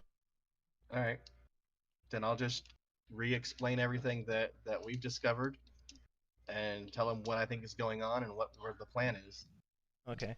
And Rumpadump and Stool, they say that they've been talking with the Circle of Hunters, and majority of them are in favor of being loyal to Sovereign Basidia. Sovereign Basidia, she's concerned about what you were trying to explain to her, and she says depending on the outcome, we may have to choose to evacuate sooner than expected. But we want to do it in a matter where we do not cause commotion between Sovereign Philo's followers and my own. We do not want to start a war amongst each other. I'm going to lay it out in pure black and white for her and tell her that if these Myconids truly are possessed or controlled or infected or whatever they are by the demons or the devils, we're gonna wipe them all out. Period. She's looking towards Lumab and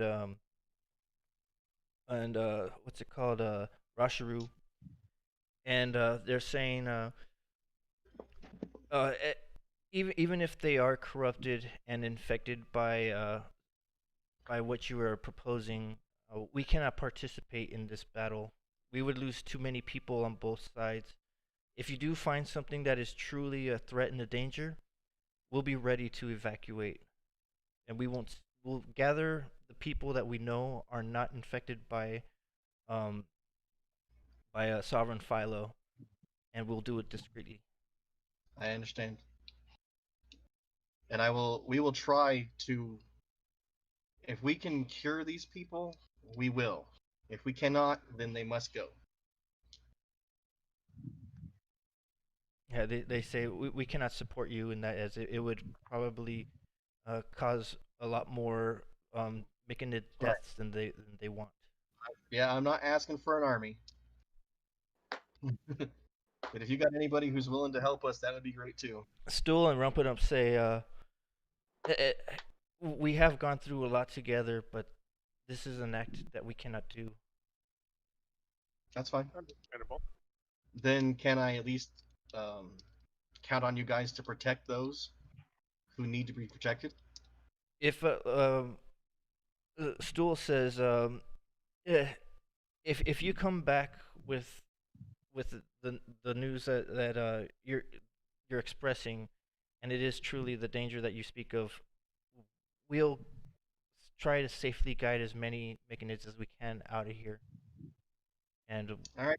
And Rasharu explains that my explorers will lead the excursion and try to find the safest way out of here and find the safest place to be. But we'll need your guys' help on getting to places. If you want us to leave our society, we'll need your help to find these places. Okay. And do you guys know of any places that they could probably go to? You don't really know this area. Off the top of my head, place big enough to. How about that Nagoya Sanctuary? Which one? The Nagoya. It's not a. The Nyogi Sanctuary. Nyogi. Okay, bingo. That's Maybe good. Maybe that might help. Might work. And but that's a long journey away. And Leonardo, I believe you expressed concerns about wanting to kill the Hive leader if you ever meet him again. Oh, definitely. He's got to go. So, do you want to inform the Basidia about this place with the Nyogi? About the Hive? Sure. Yeah. Sure, we can tell him, yeah. Well, all we know. Okay. So she says, from the way you describe it, because it was full of, it was flourishing with floral and fauna, and it's very similar to what Neverlight Grove is. You do believe that could be a good sanctuary, but do you explain why you want to kill the Hive leader to her? Yes. Okay, so go ahead and say it. Well, basically, he tried to enslave us again. They lied to us. They manipulated. And tried to enslave us. Mm-hmm. How did they try to enslave you? Oh, mind control. Let me see something really quick. Magic. Magical mind control? Yeah, I think he controlled you magically. Yeah. Unfortunately, yes, but unfortunately, it's because after I looked at the character, I realized that I roll saving throws at advantage. At the time, I didn't know that. Yeah, you roll with advantage on saves against magic. Well, specifically mental. I mean, it was intelligence, wisdom, and charisma. At the time, I didn't know that. So, do you explain to them that they claim to be from another realm, that they are not from there, and they were looking to make a home as a sanctuary? And basically, something opened a portal and they came through. Okay, so what she says to that is, the environment sounds like a suitable habitat for us to thrive, but we'll have to see firsthand about if these things are a threat or not, because they did barter with you, so they are intelligent, right? They were nice to us at first. That's no point. Everything ended up going quite well up until we decided to leave, and then they tried to double cross us. We didn't find out. Good. They tried to enslave you. All right. So what she'll say is, we would like to see what this place is like. If you can help us get there, then let's play Neverwinter again sometime. Yeah. If you want to see, if you take us there, we can see firsthand what we're dealing with. But again, if it's going to be a danger to the people, then maybe it's not something that we want to go to. Do you think it's possible to negotiate some sort of truce with them? Possibly. Maybe. I'm But not sure. But if you Now- go there, do you plan on killing their hive leader, as you put it? Now that we have a better understanding of what's going on, there's maybe. Hmm. If they were brought through for the same means that these other creatures are being brought through, then they could be just as dangerous as others. But we don't know yet. I don't remember. Well, Did you try to see if you were detecting demonic influences over there? I wasn't a paladin yet. I thought it was something that a cleric can do. No. No, it's something a paladin can do. Okay. Combine All right. Well, I'll say this. Based off the explanation that they gave you was they didn't appear to be demonic. They came from another realm, but that's the only relation between a demon is for them, because they're from a different dimension, but they're Right. not necessarily demons and devils. It can be possible for the Mechanids to either join them and check it out, or let them decide on the interaction between them and their people. But if Right. if you guys go there with the intent of killing the hive leader, that might ruin it. If you want to go that route.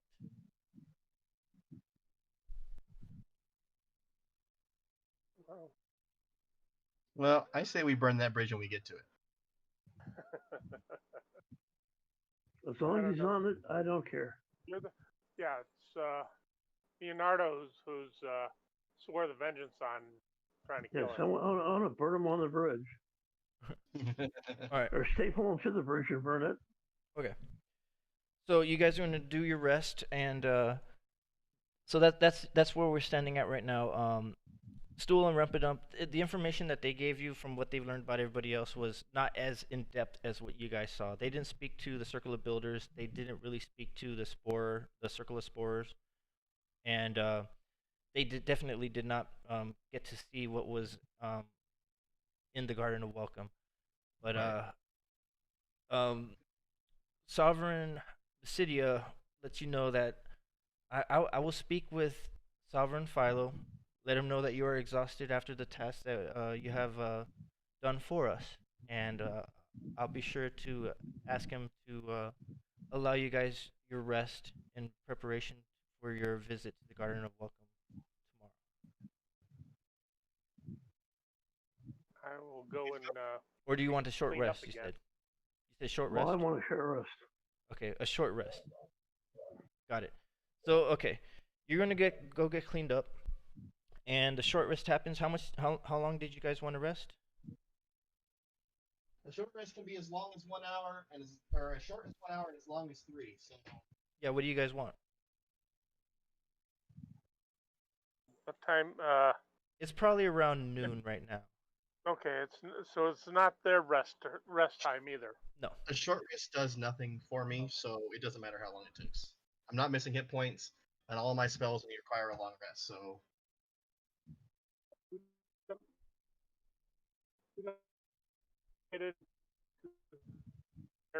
Well, we're being considerate, but we don't want to get into their rest period is Right. an hour, I guess. Then Okay. yeah, we can just sit and say we're eating lunch. Okay. Yes. All right. So we'll. All right. So you guys are going to eat your rations, play it off, but you're really studying, or he's doing his thing. You're getting cleaned Okay. up, and I rolled an 8. for hit points. Yeah. Okay. And Well, Darendil. it should be 10. Basically recovers it all. Okay. Wow, I rolled an 8 and 9 for Darendil and Ront.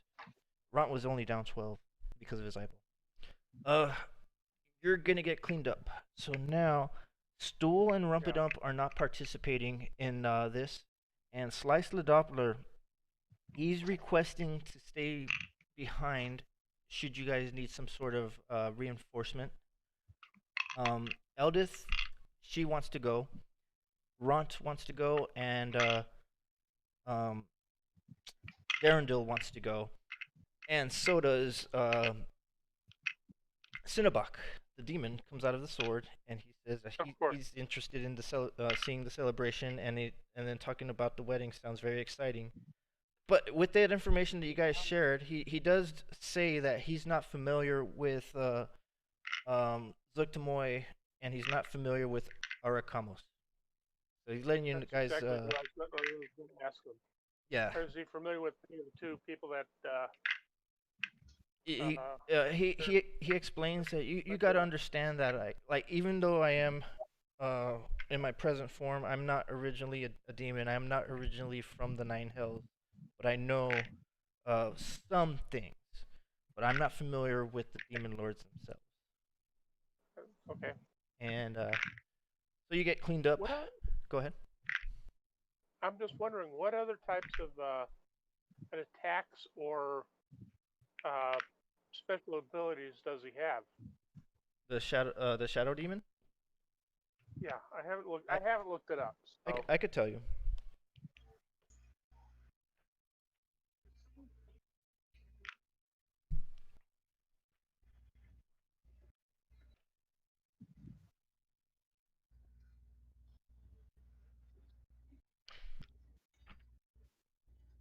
It's under demons. Claw, bite, go invisible.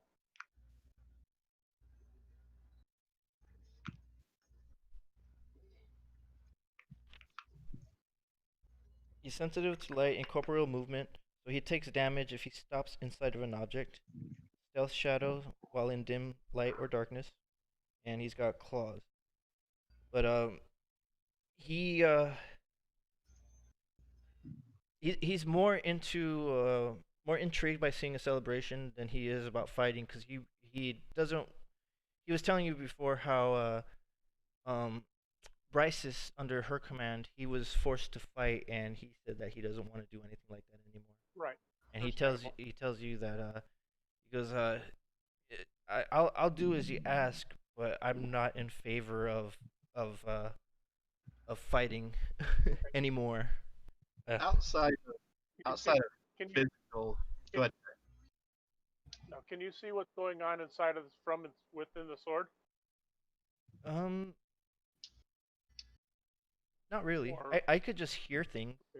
I could hear things, and I can hear what's going on. So at the mention of the celebration or mentions of fighting, I'll see. I'll come out and help out whenever I can, but I cannot visually see while I'm inside the sword. I just hear what's going on. Aside from physical combat, what do you have any other capabilities? Can you do something besides smash things? Say that again. You came in a little broken. I said, aside from physical combat, can you do something? Can you do other things? What, you gonna bed? It's 9. You can if you want to. You're tired, go for it. He speaks from his mind. He says, "I can speak telepathically." Oh, well, that actually might not be. That might not come. That might not be. That might come in handy. Because I can talk to you, and then you can talk to somebody else for me, right? From across the room or across a long distance. He explains he could only go so far from the wielder of the sword. How far? About 100 feet. Well, I mean, I'm not asking for like speaking across a continent, but like, yeah, across a large room. Yeah. That should be fine. I mean, can he cast any spells? No. Oh. Interesting. You really were cursed, weren't you, man? That's a sucky fucking. He goes, "Hey, I resemble that remark." I sure hope so. Last time I checked, you do. Okay, so. Yeah, it's kind of messed up. The sword has all the power, and you can't even be out when the sword is out.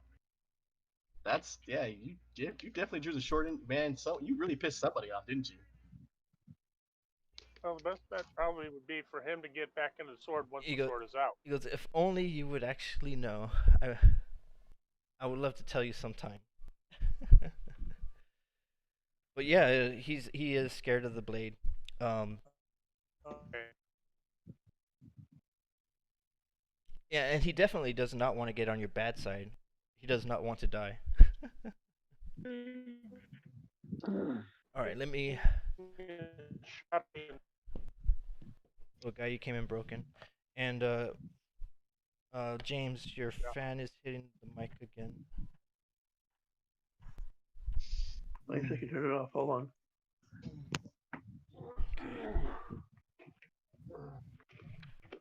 All right, show.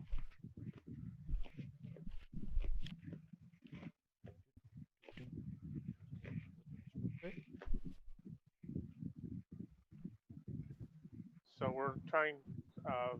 We've had a long rest. We're having a short rest. I'm Yes. going to go meet a sovereign Filio. Philo. Yes. And we're going to say if it is convenient for him to, we can are ready to enter into our garden of. Welcome. Thank you. I couldn't think of it. Into the garden of welcome. Mm-hmm. All right. So you meet up with after your rest and your replenishment. Sovereign Philo approaches your group, and he goes, "So I'm excited to hear that you are very interested in seeing the tour of the Garden of Welcome. Are you guys ready?" Yes. The journeys are all over me. He says, "It's going to be wonderful."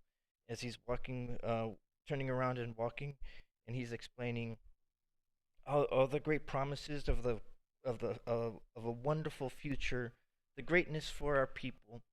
The new youngling sprouts are going to live very prosperous, safe lives, and we will have plenty of nourishment for all of the land. He explains that he's just talking purely pure excitement about this celebration. And as you approach the ramp with the two lobsters, the chol servants, they see that Sovereign Philo is with you, and he kind of like waves them aside, kind of like Magneto, like, and they actually clear the way for you. And he says, um, as you go inside, uh, I would like for you to speak to Master Yisterbrod and allow him to give you the grand tour of all that is happening inside the Garden of Welcome. Feel free to um,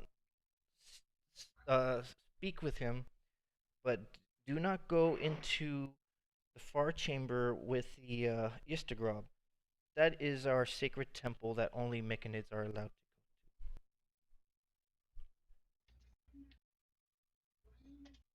Okay. And as you're on the ramp, you hear the singing humming, and he's allowing you guys to go into the Garden of Welcome. Okay. I guess we go in. All right. So the plateau rises higher than the other terraces, screened by the natural fence soaring zircwood stalks. The muffled murmurs can be heard from atop the plateau, and as you go inside, you see that the ground is filled with brownish mushrooms, and the fungus on the floor is that of the fungus outside of the caves that was spreading from outward. like 4 days out of travel, and it's actually here in a thick concentration. And you see the those twig things with the yellow flowers all around them, and they are still in their ceremony rehearsal, and it looks like they're probably doing the what your guess is the final rehearsal, because you do see that larva. It is speaking both telepathically and audibly. You hear uh, it talking, saying, uh, "Very well done. This will please the great cedar. Um, good job to everyone. Good job to the bridesmaids." And um, and then he turns around as you come in, and he faces you. And this larva, you see up close that it's got like purplish bark, and its mouth is actually you don't see eyes. You don't know how it sees, but its mouth is almost kind of like two branches, kind of like a beak. And he speaks to you guys. He's like, uh, uh, "You have just arrived at the perfect time. We have finished our ceremony. Won't you come in and join as participants for the ceremony of the Great Cedar, the awakening of the Great Cedar?" Great Cedar. Okay, this is Can you tell us more about the Great Cedar? Unfortunately, no one outside of here seems to know much. She is the wonderful uh, being of creation and life. She is the one that is going to keep the Mechanids alive and well. As you can see, what she has done with me. Uh, what's it called? He would gesture to his own body, but he doesn't have any arms. He just kind of like looks down at himself. He goes, "We are slated for a great future for both being underground and above, as we are adapting with through her will and her evolution." And then,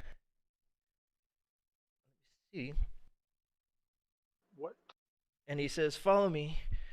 And as he starts gesturing towards where the veins are, the blue veins are going into the cave, they're kind of like pulsating, and you can see now that there's like sparks of blue light traveling through these veins going towards the center. And as these sparks are going through these veins, it's kind of like bulging on those spots as it's traveling through into it.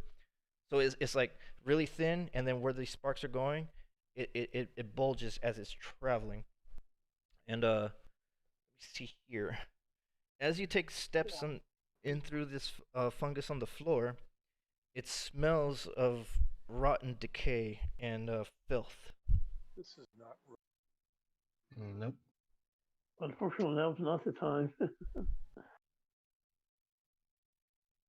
I agree with you. It's Master Yosarad. Yes. Do you happen to know the name of the Great Cedar? Her name. Besides the Great Cedar, is she known by another name? No, she is. She is the. She is the wonderful being of life and creation for all the Myconid. Okay. You And spoke of bridesmaids. What is going? Is someone getting married? not yet, but soon, very soon. We're waiting for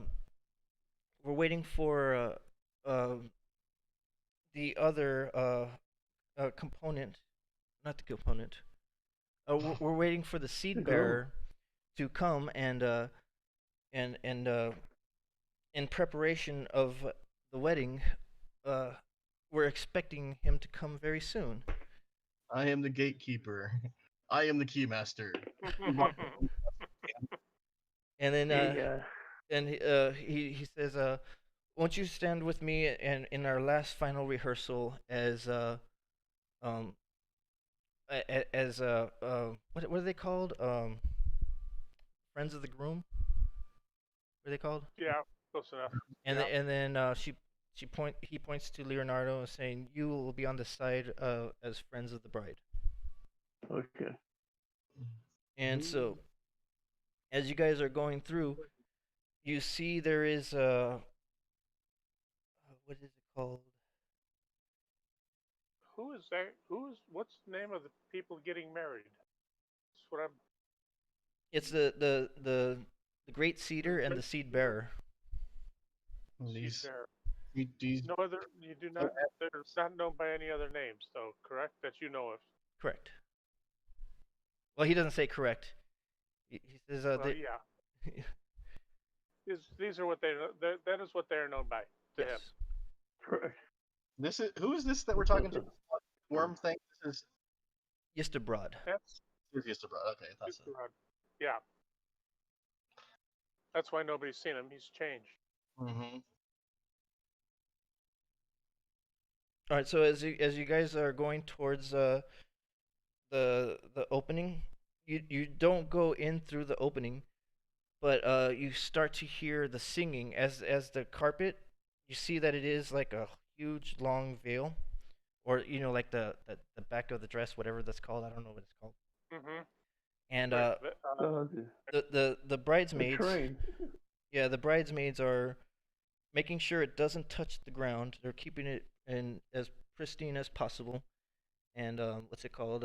As it gets closer, you hear the singing of the voices getting louder and louder. And Have we figured out you where the voices are coming from? can you see where they're coming from? No. Yeah. No, it's coming from inside where the blue veins are. And Okay. let me see here. You do see what appears to be kind of like a priest, or a mock version of a priest. It's another servant, and it's another spore servant. I'm trying to get the details right here.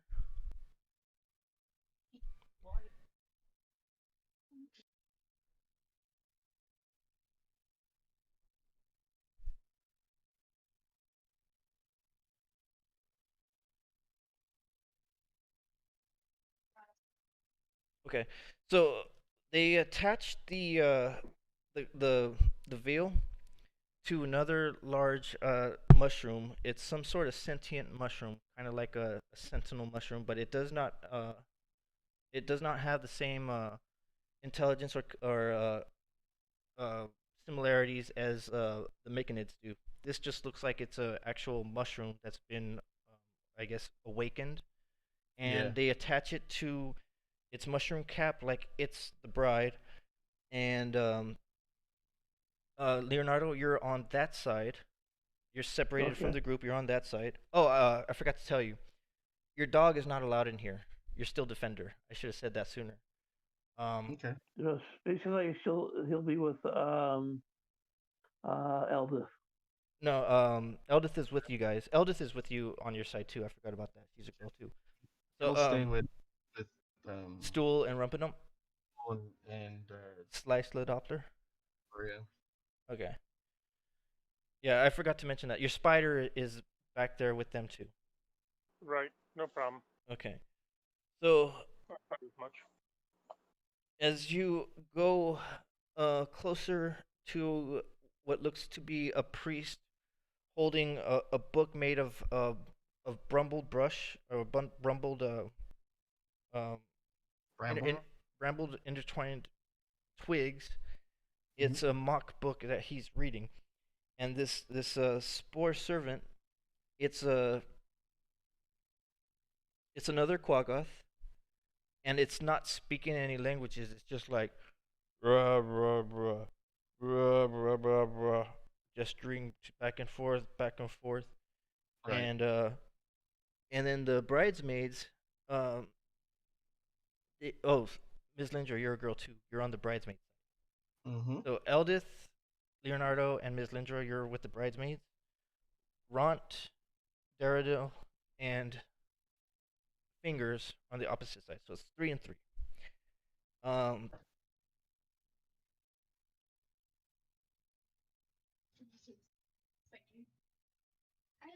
the bridesmaids go towards Ms. Lindra, and they try to reach for your hands with their twigs, and try to escort you to go beside the um the bride, as the mushroom is facing towards what's his name, Isterbrod, and Okay. fingers.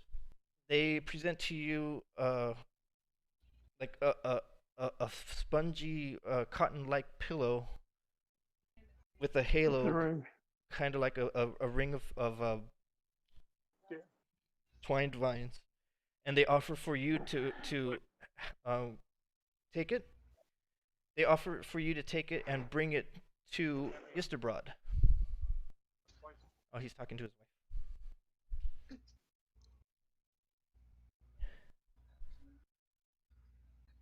So they offer for you to carry the pillow of white cotton with the ring of vines to give to Okay. present it to Yisterbrod. Okay. Do you do that? Sure. All right. I'll do So that. as you're presenting the ring, um, Ms. Lindra, they're trying to get you to push the sentinel mushroom closer, as if it's going to receive a ring. But this sentinel mushroom, it's very how do you say? It's not comprehending of what a ring is. So you're gonna have to like they're gesturing for you to pick up its arm to accept the ring, and I'm playing puppet too. yeah, and fingers. Yisterbrod does not have any arms or appendages, so he tells you verbally and telepathically. He goes, "Give the bride the ring," as if I was putting it on, and then you do that. The mushroom sticks out a stalk, and you put the ring on there, and then the Yisterbrod and the mushroom get closer, and you see his bark-like beak start biting into the mushroom, and kind of like mock kissing it, but it's actually biting chunks out of it. Wow, rude. And then you start hearing the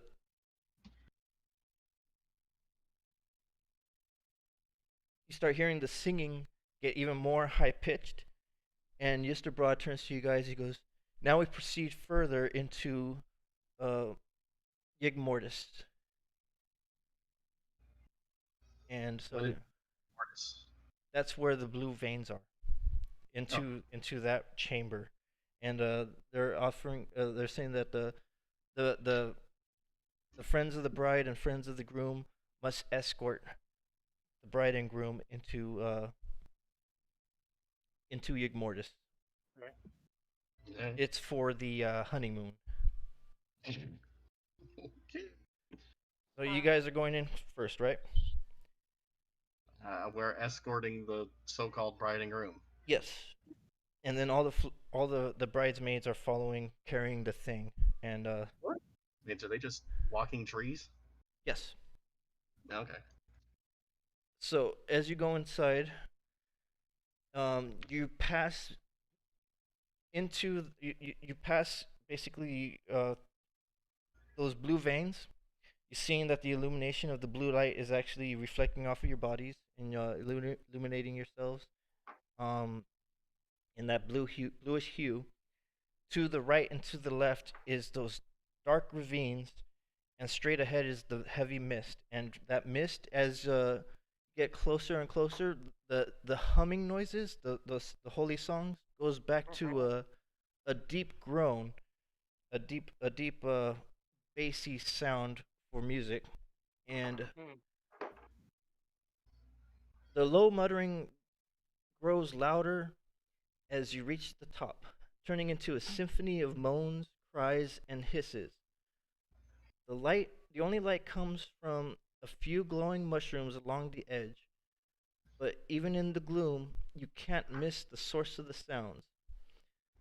The heads of creatures of dozens of humanoids, underdark races, peek from the ground, mold, fungi growing around them.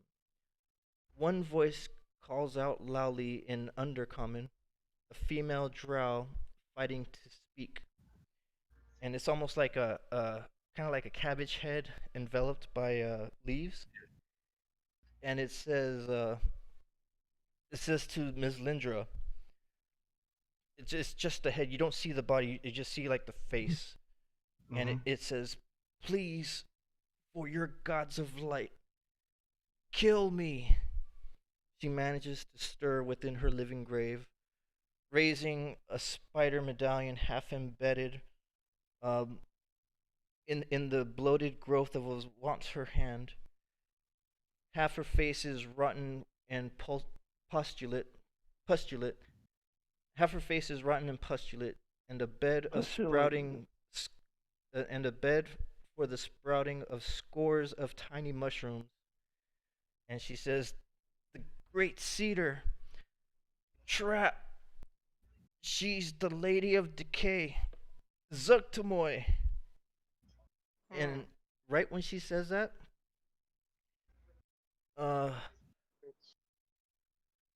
you know that this is exactly what you were talking about earlier. Yeah. And you recognize the symbol that she was holding as her being a young acolyte of Loth.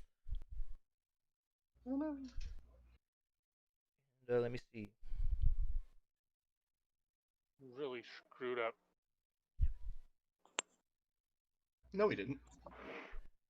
Did she look familiar? Or did she look familiar? We're still ahead of the curve here. We have more knowledge than they think we do. Yeah. All right, and then so yeah, she tells you, kill me, please," and then you start hearing more moans throughout the place from unseen protrusions of similar design. Can't really identify what they are, but these are everywhere, all over the ground, and you can't see too far through the mist, but you know that this ground is covered, and these are actually the drow that Sovereign Basidia was mentioning that was there earlier, but Philo said they left. But now we know where they're at. So she's begging you to kill her. What do you guys do? Magic stone. Okay. Well, I got none of that. Oh, none of that. Because like crazy. What was the last thing you heard? She said kill me, and then all of the voices started moaning louder. Yeah. So the wedding was supposed to stop. Yeah, you can't tell. You can't see, the ground distinctly because of the fog. After a certain few meters, the fog is so thick that you just know that the rest of the ground is probably filled with many more of these heads. And so this first head, it asked you to kill her. Asked you specifically, Ms. Lindra, to kill her. What's wrong there, guy? No, if we're going to have to take on a demon, or a demon lord, at least that, the prince of, or the Queen of Decay, or whatever her name was. Yeah. The Lady of Decay, Zugtamoy. The Lady of Decay, yeah. Some of these guys are. I'm just thinking. I don't think we're going to be able. We can try. Well, you have. We're gonna have to fight or run. You have the bridesmaids behind you, all carrying the cloak, and you have. Yes. Yeah, we've got a total of 6 people here. Yes. Yeah. Okay. All right. Okay, So that. I guess we continue on. What do? You're going to try and kill her, there, Chris? I'm going to probably draw my weapon and look over at Lubimov, or whatever his name was again. Yistabrod. Lubimov is a guy, right? I got that name right. Lubimov is the master of the Circle of Hunters. Yeah. That is one of the characters. and I will demand answers from him. It's like, what is the meaning of this? What's going on here? And he goes, "You are here for the celebration of the Great Cedar," and he pushes forward to attack you. Oh, of course he does. It's a good thing I already have my weapon out. Okay, yeah, and let me see this real quick. I'm not at surprise, so No. I'm just making sure I get my attacks too. Yeah. Oh, Okay. I did cast Magic Stone.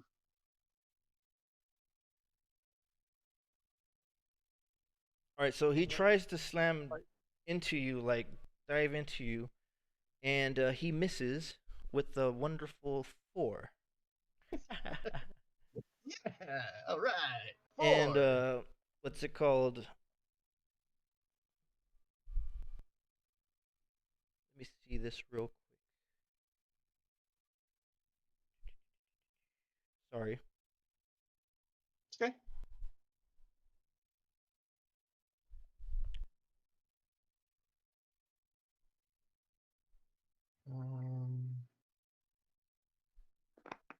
Divine Smite. Okay, so go ahead. It tried to attack you. You can get a reaction attack All right. because you turned around to question it, right? And with your Yeah. weapon out. All right, so go ahead and make your attack. After this, it's going to be initiative That's okay. I rolled worse than he did. round. Okay. 6. Wait, hold on a second. Oh, that's a 5. 8. That misses. All right. I sure hope so. Okay. So everybody roll initiative.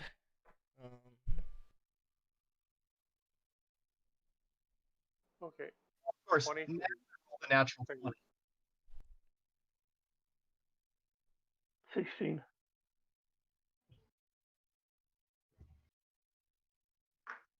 Ms. Linger rolled a 20. Yeah. Plus dex.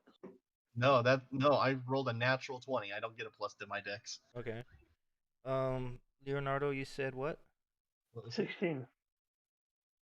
No. It does if you have a better dex. I don't. Fingers. I got a 20 also. Okay. So who's got the higher dex? Fingers does. I do. Oh, he most certainly does.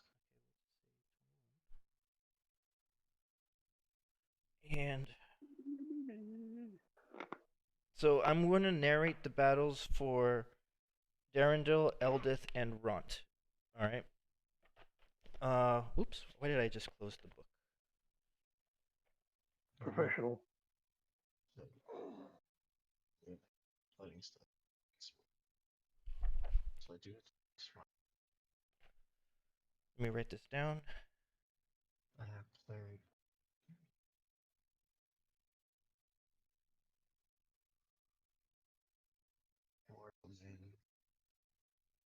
D8.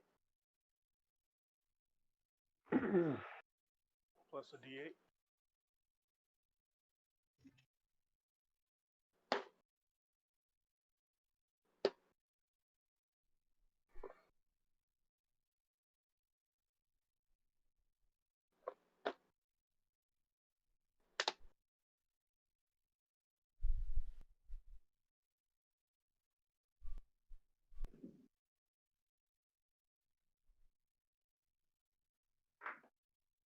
Okay.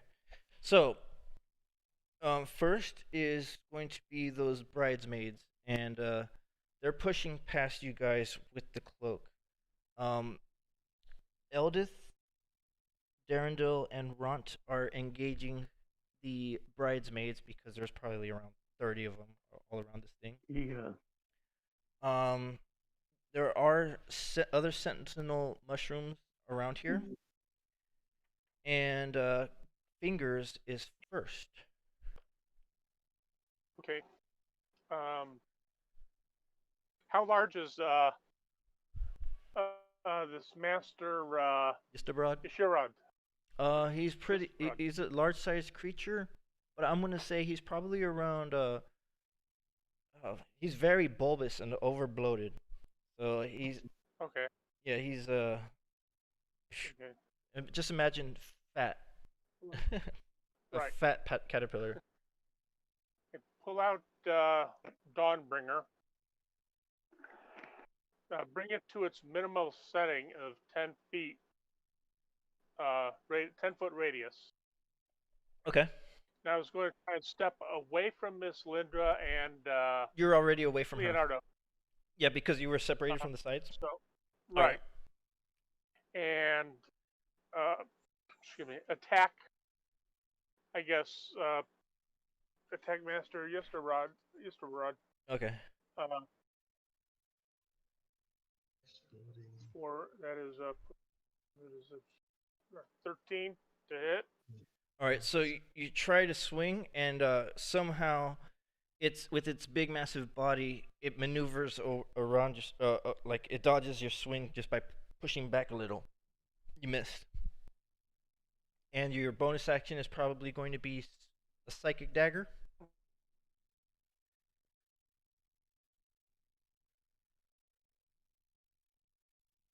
Guy.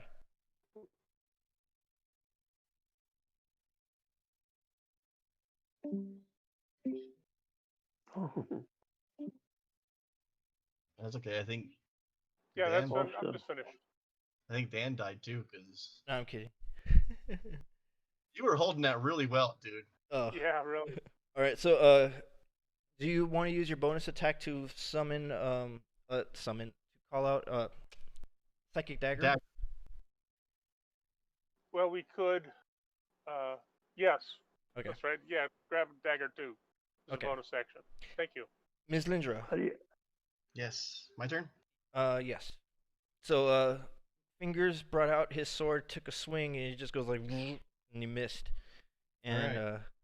Not a problem. You can maneuver around a different direction from Yesterbrod. Yep. I will cast my spiritual weapon. Okay. Yeah, as long as I'm away from Guy and I'm not taking that damage. Okay. This light is sunlight, by the way. Say what? The light is sunlight. I know, but it's right. As long as I'm in it, it doesn't bother. It doesn't hurt me. So cast spiritual weapon, then go ahead and make my attacks. Go for it. 19. 19 hits. That's with you, with your. That's my hit. Yeah. And my spiritual weapon got a nat 20. Okay, that one hit too. So I will roll money. I'm actually going to go ahead and use Divine Smite as well. Mm-hmm. Which, for some reason, oh no, I didn't. I thought I closed it. 2d8. Okay, so. Oh crap! Bad. 8, 10, 12.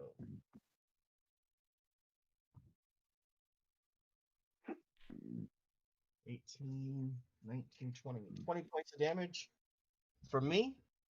Oh, shit. And how do we do crits? Are we doing double dice or doubling the damage? Double damage. Double damage, okay.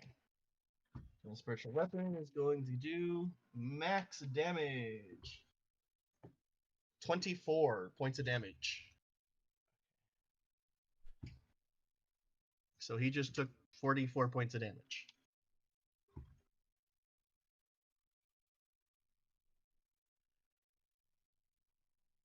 Okay, so your Warhammer, when you hit it, it like goes deep inside of its body, and mushy, brownish, foul liquid squirts out like old infection. So it's not like fresh infection; it's like old infection. And then when the spiritual sword slashes it, hammer. Excuse me. Sword, hammer. Hammer. Doesn't matter what it is. It's a spiritual weapon. It's a spiritual hammer. Spiritual weapon takes on the form of whatever I want it to be. I haven't really given it a form. I always imagined it a small spider running around. but you can make it whatever you want. Oh, I always imagined it was a sword, like a flying sword. All right, so the sword's fine. Yeah. Okay, so the sword cleaves into it deep and mightily, and Yisterbrod he screams both audibly and telepathically, very loud. Everybody roll a Constitution save. No, never mind. I'm wrong. That's Okay. later. It's not its turn. Oh, good. That's good. Yeah, it's not its turn. That's Okay, so blood. that's your turn. Took 44 points of damage. Yep. And Leonardo, it's your turn. Oh, magic stone. Okay. That's it. I am out of second level spells. 27 27 hits. and a 20. Yeah. I get 2 shots. Okay. 10 points and 14. Wow.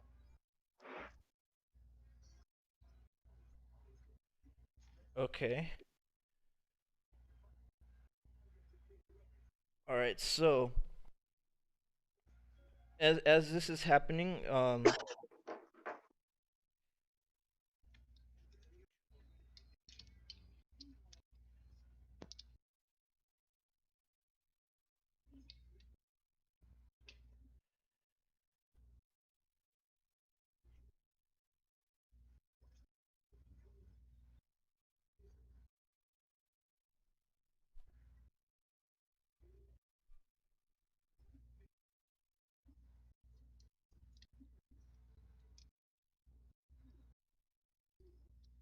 right. So at the end of Leonardo's turn, the corpses, the heads that were around you guys, you hear them screaming. Literally, they're in the immediate vicinity of you guys. It's a 10-foot radius, so pretty much all of you guys are being affected. Mm-hmm. And what's happening is those heads start bursting into spraying puddles of gore, offal, and acid. And it's not just from the heads. You could see that their bodies are actually underlying in the moss on the floor, and they're bursting as well. So everybody roll a dexterity saving throw. That's better. 15. 20. Yeah, me too. 15. Okay. So all of I you got guys 20. make it. So this splattering happens all around you, but it seems to have missed and not hit you guys. And Yisterbrod is taking its turn, and it's making let me see.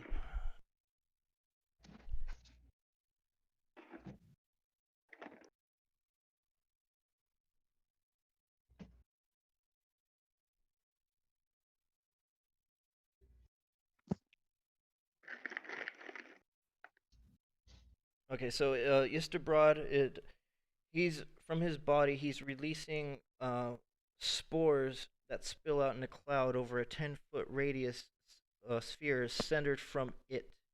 The cloud lingers, and any flesh and blood creature in that cloud when it appears or that enters it later must make a Constitution saving throw. Everybody roll a saving throw. Again. Oops, fuck's on you. Wow. Yeah. I guess I was just guessing that Constitution. Not better than last Constitution. I rolled exactly the same number I rolled the first time I rolled it. 16. I rolled 5 times as much. I got 20. Okay, and Chris, what did you roll? 7. 7. Okay. Wait, hold on a second. Is it? Constitution, the DC check. Yeah, I'm just trying to. Oh, it's not a spell. Never mind. Okay. So Guy and Fingers and Leonardo are not affected by the spores. And Ms. Lindra. Let me see. here. This is going to be different.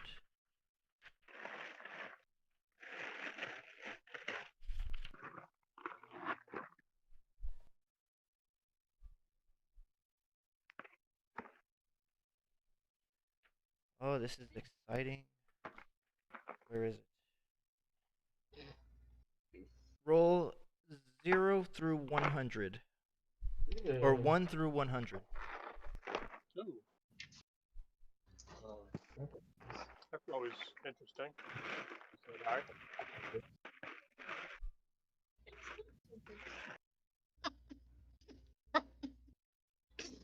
You just rolled a 0. I rolled 100.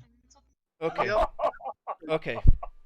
So what's happening is you are now suffering an indefinite form of Zugtamoy's spore madness.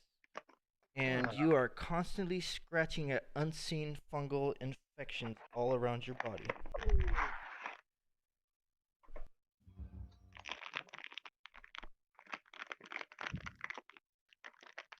Okay. And oh, that noise. Let me go back. So you see that what's it called? Ms. Lindra is actually freaking out. She's in her mind. She's seeing like mushroom plates coming out of her body, kind of like the other drow that you saw that was infected along the way in the tunnels and stuff. Okay. Now, what's next? I lost it. the other 3. It's Finger's turn. Okay. I'm gonna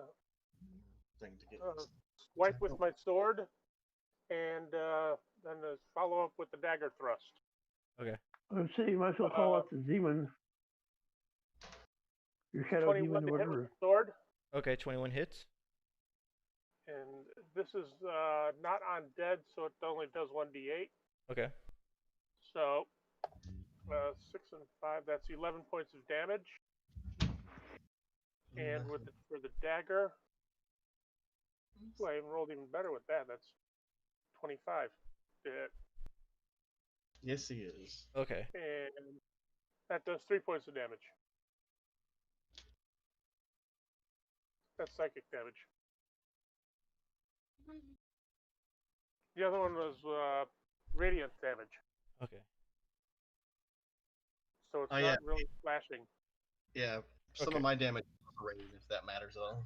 Alright, so the second attack is not necessary. Describe what you do when you how it dies from your sword attack. Well, since it was attacking Ms. Lindra, I'm just going to stick it right up its backside. Okay. Eviscerate it from the backside. Alright, and when you do that, it screams and it's even though it's like a cauterized wound, this is not normal flesh, and it's still oozing a lot of the infection and muck that's inside of its body. And as it falls limp and dies on the ground, it's the end of your turn, right? Yes. So I'm going to take a couple of steps back so it doesn't get all over me. I've already taken 2 baths this morning today. Probably wound up taking 4 more. Probably. Yeah. Okay. So as it falls, it splatters on the floor on more of those bodies, and more of that gore and awful erupt from the floor when it lands. And you guys are in it again. So dexterity check 12. Ah, I just said it. I'm stupid. No big deal. I lost anyway. All right. Dexterity check. Natural 20. 23. Natural 20s. Okay. I got a 23. All right, you guys are fine. Guy, you're going to take 8 points of acid damage, and more more of those heads are screaming, and you see that what's it called? Darendil and Ront and Eldith are just hacking away at the bridesmaids, and that carpet thing. It's in the mud, being ruined and dirtied. And at this moment, you guys all share a vision. Alright. Visions of madness. I just want to get this right.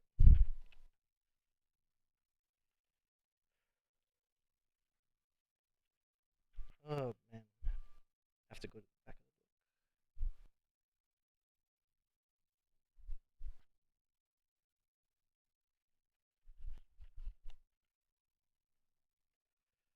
the book. Okay, where?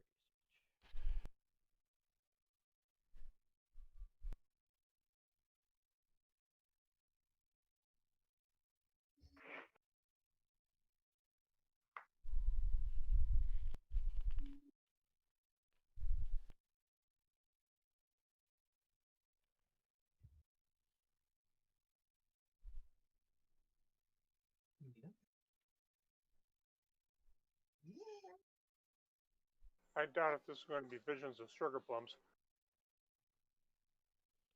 Well, it depends on whose vision. A really sick bastard. Wow. Well, that could visions of sugar plums. If you're diabetic, that could be a very sick bastard.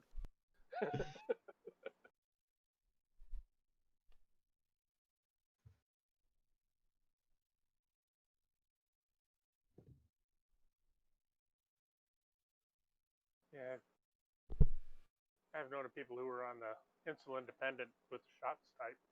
A few of them. They were really I knew a horny. couple.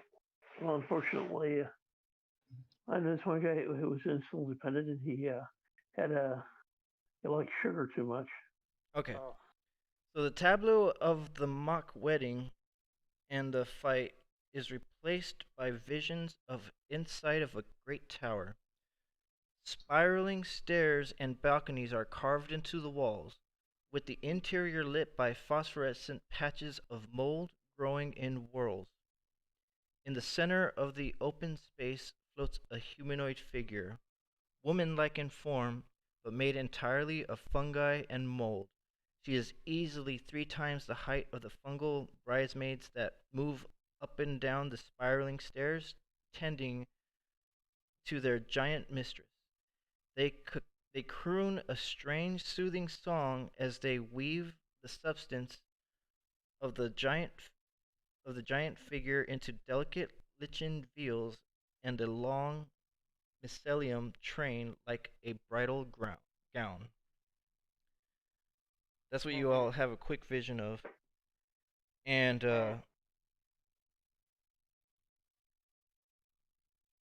see. No, you gotta do something to stop this. We killed the groom. We need to go find the bride. No, he's not the groom. What'd you say? You killed the groom, but now you gotta find the bride. And then, Guy, what did you say? You said that I don't believe he's the groom because they were waiting for the bride. No, they were waiting for the groom to arrive. The bride's here. Okay. Ooh, as soon as we kill something. How long am I mad for? It's indefinite madness. Well, yeah. So my character's dead then. No, you're not dead. Well, probably we need a greater restoration. It's never being insane. She will dig at her skin until she kills herself. Almost had it. Okay, so seeing that you guys can push through into the where the giant mushroom is, if you want to. But what's it called? What's happening is around you guys, Eldith, Darendil, and Ront, they're hacking and slashing at some of the bridesmaids, and there's also sentient mushroom sentinels, and they're keeping them away from you guys as you guys were concentrating your attacks on Isterbrod. And they're saying, whatever you guys want to do, make it fast, and they're hacking at them, keeping them at bay to make sure you guys aren't being hit. Oh, cast Magic Stone again and start throwing stones. Now, you want to fight then? Yeah. Okay, so you're chucking stones at what's it called, bridesmaids or the sentinel mushrooms. Well, do we see the bride? No, you don't see her. No, the bride's further in. And at this time, all these screams are still going off, and but the screams that were in your immediate vicinity, you know, they burst and exploded. Now, Ms. Lindra, use your staff on yourself. I believe your staff might be able to cure you of your itch. Checking. Staff for healing? Yeah, I'm gonna check. I don't know if it can or not. I think it can. And I think it has mass heal. Heals level 4. It has lesser restoration and mass cure wounds. So if I was gonna cast anything, it would be lesser restoration. Yes, that's what I was thinking. I'm not sure what lesser restoration does exactly. Oops. I knew that at one time, but I forgot. Let's see. Cure one condition: blind, deaf, paralyzed, poison. Yeah. If it's poison, it would cure it, but is it poison? No. I believe the one you're looking for is greater restoration. It's a disease, so I would need greater restoration.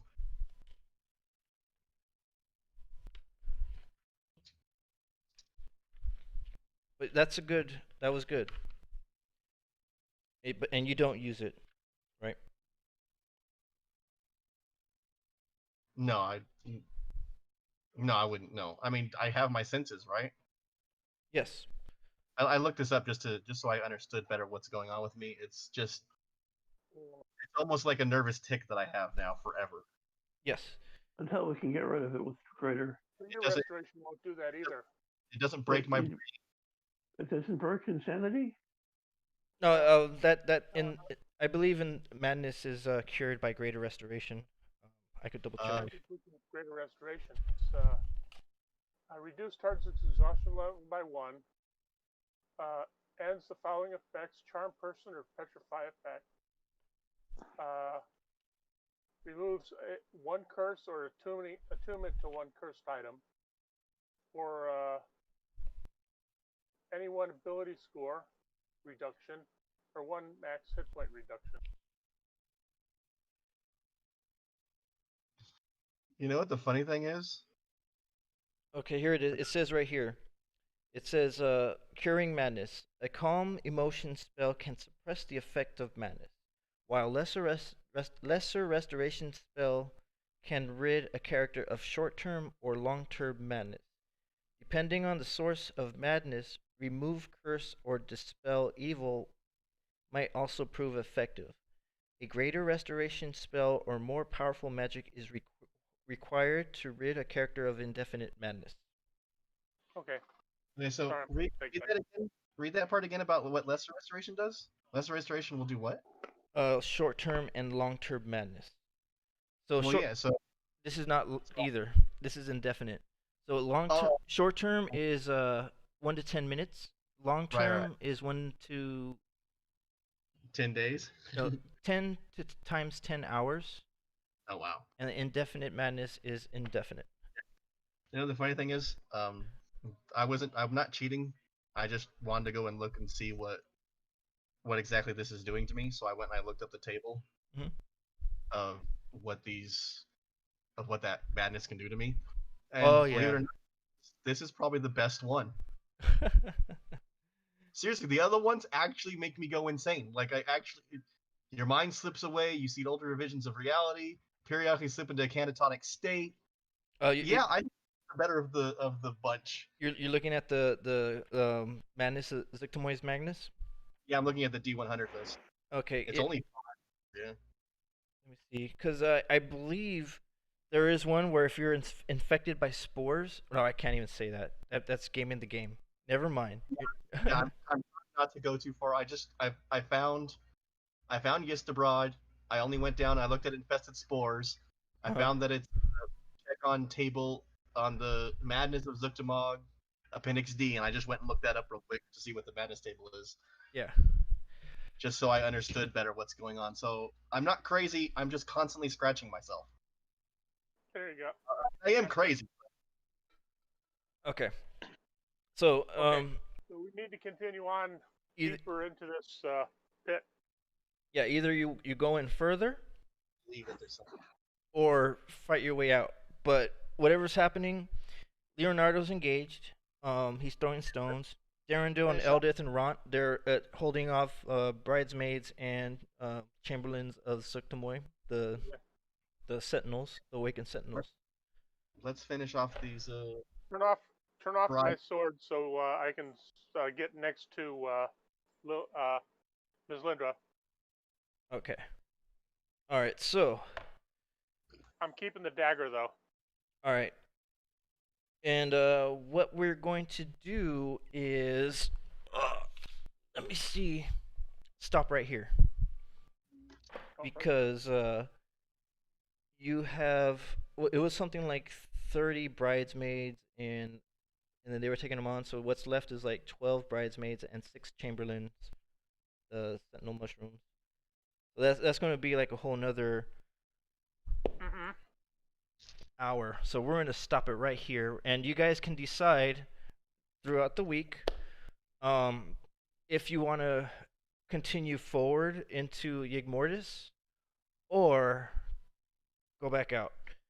But Ms. Lindra, this is going to be fun. I'm going to say, Ms. Lindra, you do get an inspiration point for putting the 2 and 2 together about the wedding immediately. That was good. Leonardo, you did something. What did you do? You did something that was very important today. Fuck. Showed up? Wow. No, he did something that was very good. Was it earlier in the session? Was it when did he do something? I have to look back at it. I have to remember because there was a lot going on. I'm trying to remember. Yeah, because he did a few things. I'm trying to remember what he did. Yeah, he said something, and it was like. About the fact that it was reminded me like about the other the fish village. No, it was something else. You did something. It was very relevant. It was very gosh, what was it? Yeah, I do remember that he made a connection between. It was a good revelation. I have to remember what it was. It wasn't that though. Okay. And then Guy. I showed up. Okay. No, I. Shit. What was it? I lost track of it. I have to look back at the video. I'll find it. But I know Ms. Lindra, you get one for sure for the connection of the wedding immediately. It was. I have to look back. But all right, so we're gonna stop it right here, with the battle of the chamberlains and the bridesmaids, and actually, I'm kind of glad that it happened the way it did. Whereas in Yistabrod is taken care of, and you guys killed him. You found out who he was. God, what was it? I can't remember. Now, I'm not sure if he was supposed to be the groom or the groom is yet to make an appearance. again, using metagaming, I know he was only because that's the curse that he infected me with.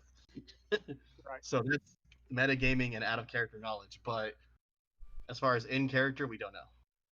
Right. Not for because certain. he Yeah, can be we have killed an idea. later. We can But go. We do know the bride is here.